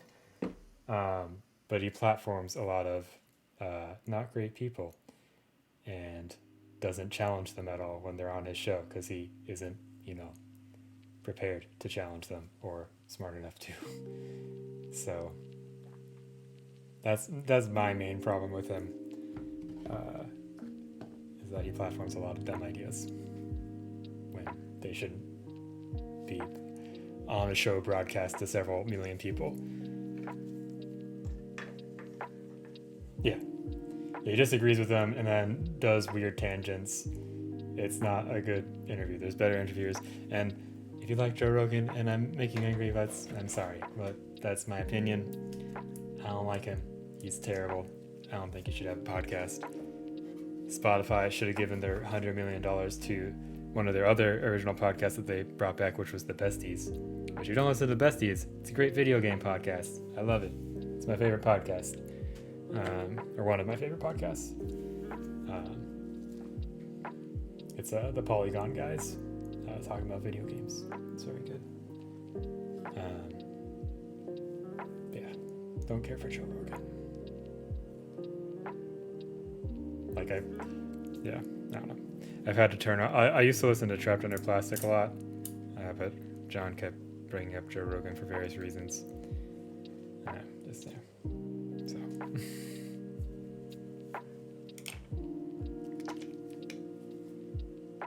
Let's do a little bit of things and then we'll wrap up the stream. So we did all that airbrushing tied things together a little bit more.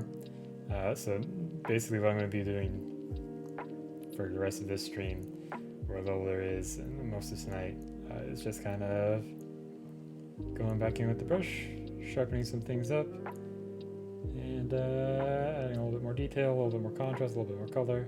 And I'll just do that until I go insane and want to be done with the model. That's basically how I've been handling these Kingdom Death models. But maybe let's before we do that, we haven't touched the nails too much this stream, so let's work on those a little bit. So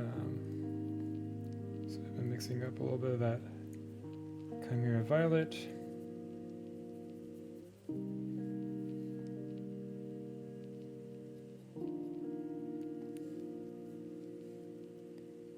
But yeah, happier things. Let's see. So I'm gonna go get some groceries. It's gonna be great. Love a good grocery shopping trip.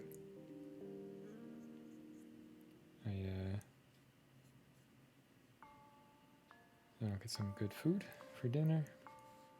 So I usually let myself eat out on Sundays so I can just kind of chill. Don't have to worry about cooking.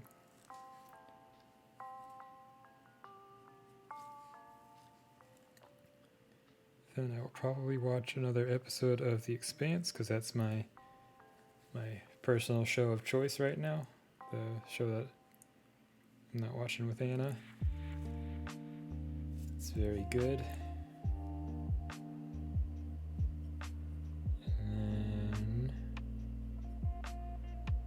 yeah, I'll do some more painting. Try to wrap this guy up and get him posted on Instagram. And then next week we can focus on so I found that artwork. So basically, I've been trying to like kind of find KDM art and kind of use that for my inspiration. I don't know, just for the hell of it. So like a lot of the figures, I was able to find art cards of. Like I found the Watcher's art card because he had a resin, and like it's very hard to find that art card. But luckily, someone on the KDM Discord has like a high quality scan of it, so it's like a greenish black cloak with the light under it is what the art card's like, and the blue arcs coming off of it. So that's what I use to base my color on. Yeah, I'm on season 5, Andy, because I watched seasons 1 through 4 in real quick succession, and then when season 5 started, I just wasn't in the mood for it, and I watched the first 2 episodes. And that was a mistake to leave off there, because episode 3 is when like all the shit happens, if you don't remember. I don't want to spoil it for people who may want to watch The Expanse. But yeah, shit hits the fan in the end of the 3rd episode of season 5. Not that shit hasn't hit the fan before in that show. Shit is almost always hitting the fan in that show. But if you're not familiar with The Expanse, it's a like hard sci-fi novel series that started off as a Sci-Fi Channel show, and then Amazon bought it. Yeah, that'd be great. I mean, I did live in Melbourne, but not Melbourne, Australia. Melbourne, Florida. I lived there for a little bit. It's like a small little town about midway down the state, I think. It's like equidistant from... It's a little bit farther north of Miami than it is south of Orlando, but yeah. Yeah, I mean, Melbourne would be cool. Go to the F1 race. It'd be great.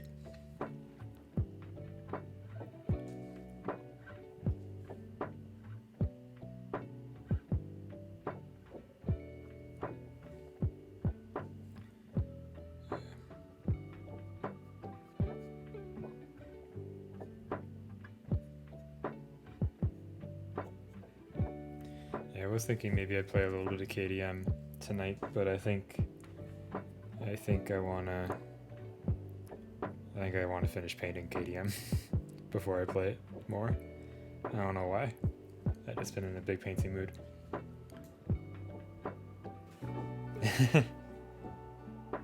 The book does a pretty good like walkthrough of it. Like at least for the prologue. I'm sure there's going to be a lot of complicated rules the farther I go into it, but I don't know. I really, really enjoyed what I played of it so far. It's a lot of fun.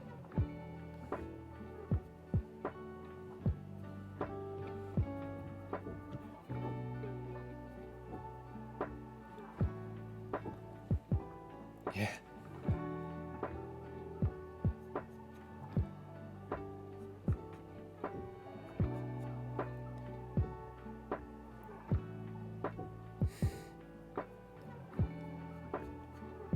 Yeah, I was expecting it to be, like, again, I'm very early in the game. I was expecting it to be a lot more convoluted than it was, but, like, the combat was really fun and, like, straightforward. Yeah, like, I'm enjoying it. Oh, okay, nice.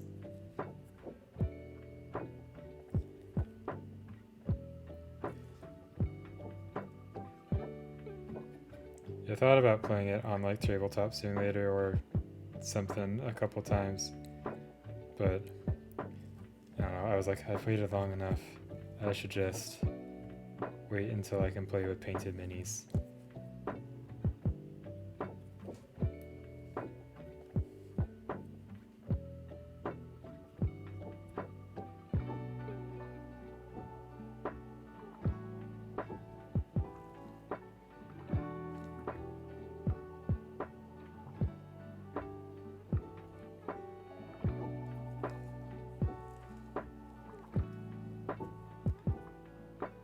Yeah, I think I'm gonna use the Scribe app to help keep track of that. That was like the only thing I was not a fan of when I was playing it, because I was like, I should just use like the paper and stuff to like learn the rules. But like having all 4 survivor sheets, like having to deal with those in front of me, it just takes up a lot of table space, and it'd be easier to just use an app. Thanks. Yeah, I'm happy with how things have turned out so far. I think the Watcher, like, he looks okay, but he's probably my one of least favorite monster. The Antelope was also kind of but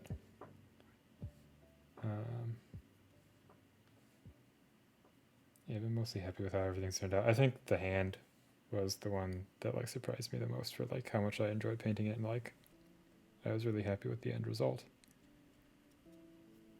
Tried some different stuff with gold, and I think it worked out.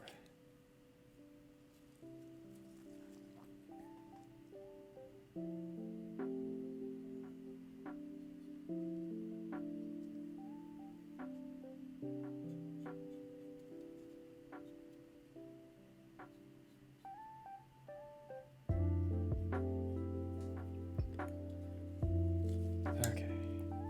Yeah, it was really nice to like, because this is like my first big board game, but just playing like the prologue stuff with my Painted Survivors and White Line was a nice experience.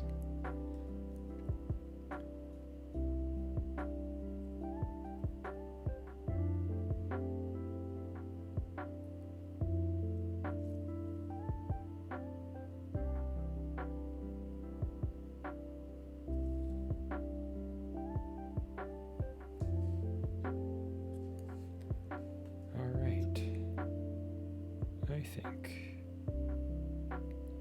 after we get a couple, here, let's just dot these teeth. That's good enough, close enough. I'll probably go over these with some instant paints and whatnot.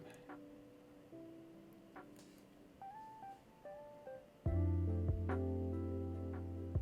think I need to do something with the jaw on this side. Looks a little flat. But yeah, so let's zoom out a little bit so we can see the boy.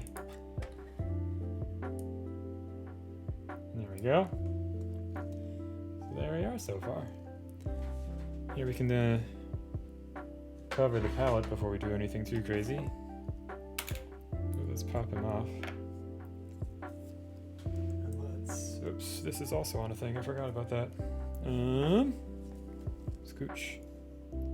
Set him down gently as we burn retroactively.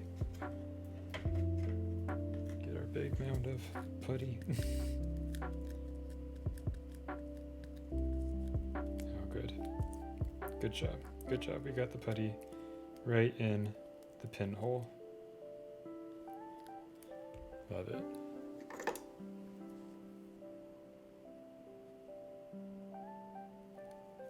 Please come out. Well, we'll see if the pin can go just squish through there.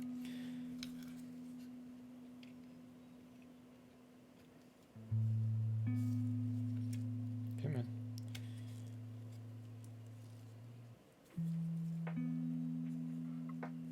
Hey, you did it. Okay. There we go. Getting there. I'll do a little bit of OSL on him before we're done. Yeah, and I think I'll need to touch at the base in a few places where it pokes through. Yeah, because you can see some cork there. Whoops! So I'll get some texture paste in there and paint it up. Yeah.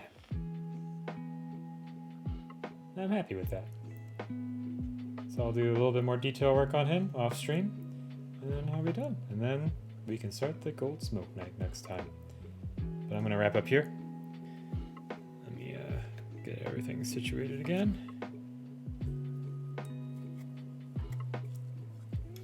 Yeah. So we keep bumping the bird into the mic. Good job. Thanks. Yeah, I copied Sarastro a lot for the bass. And also largely been copying Deno's basses because I like his basing scheme. I just went with like different colors for it. So yeah, should be cool. But anyways, let's go find someone to raid. Thank you again to everyone who raided and stopped by and chatted today. I think we had, let's see, Jan raided, AC Miniatures raided, and Diddly Paints raided. Diddle. Diddy Lemon. There we go. Got it in one. So let's crash the stream by opening up the dashboard and seeing if there's anyone we can go raid. And if anyone has any recommendations, we can go do that. But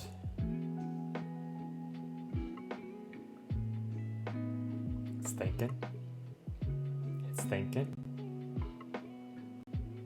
Oh, it's a nice sunset. Very pretty outside. I think we're supposed to get back to like 7 p.m. sunsets soon, which will be exciting. Anyways, raid. Monster 10 is on. We've raided him a few times. Let's go search. See if there's anyone new. We got a big party. Let's go find a small guy. Thanks to everyone who raided to give me lots of viewers today. It's fun. Come on.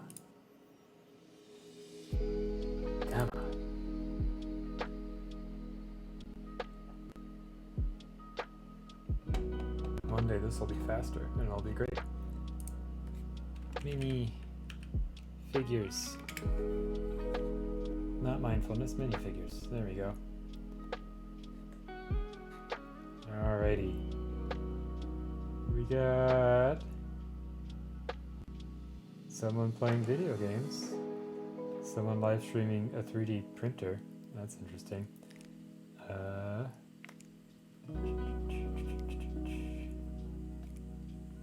Hardcore conversion.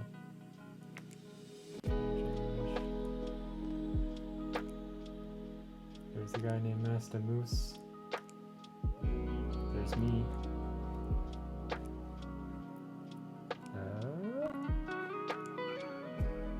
Anyone have recommendations? I don't know. I know if I open one of these, it's gonna kill the stream. Scrub Angel Hobbies, thank you. I am Terjon. Let's see, do they pop up? Oh, are they not doing minifigs right now? That's fine. Let's just pop this open. Oh, it says Warhammer. Oh, they just don't have the tag. Okay, cool. They're painting something fun. Raid. Woo! Okay, thank you again for everyone who came and hang out and all the new follows and all that stuff. It's great. Good stream. I will see you guys. If not tomorrow, maybe Tuesday. If not Tuesday, probably Friday. So, see you guys.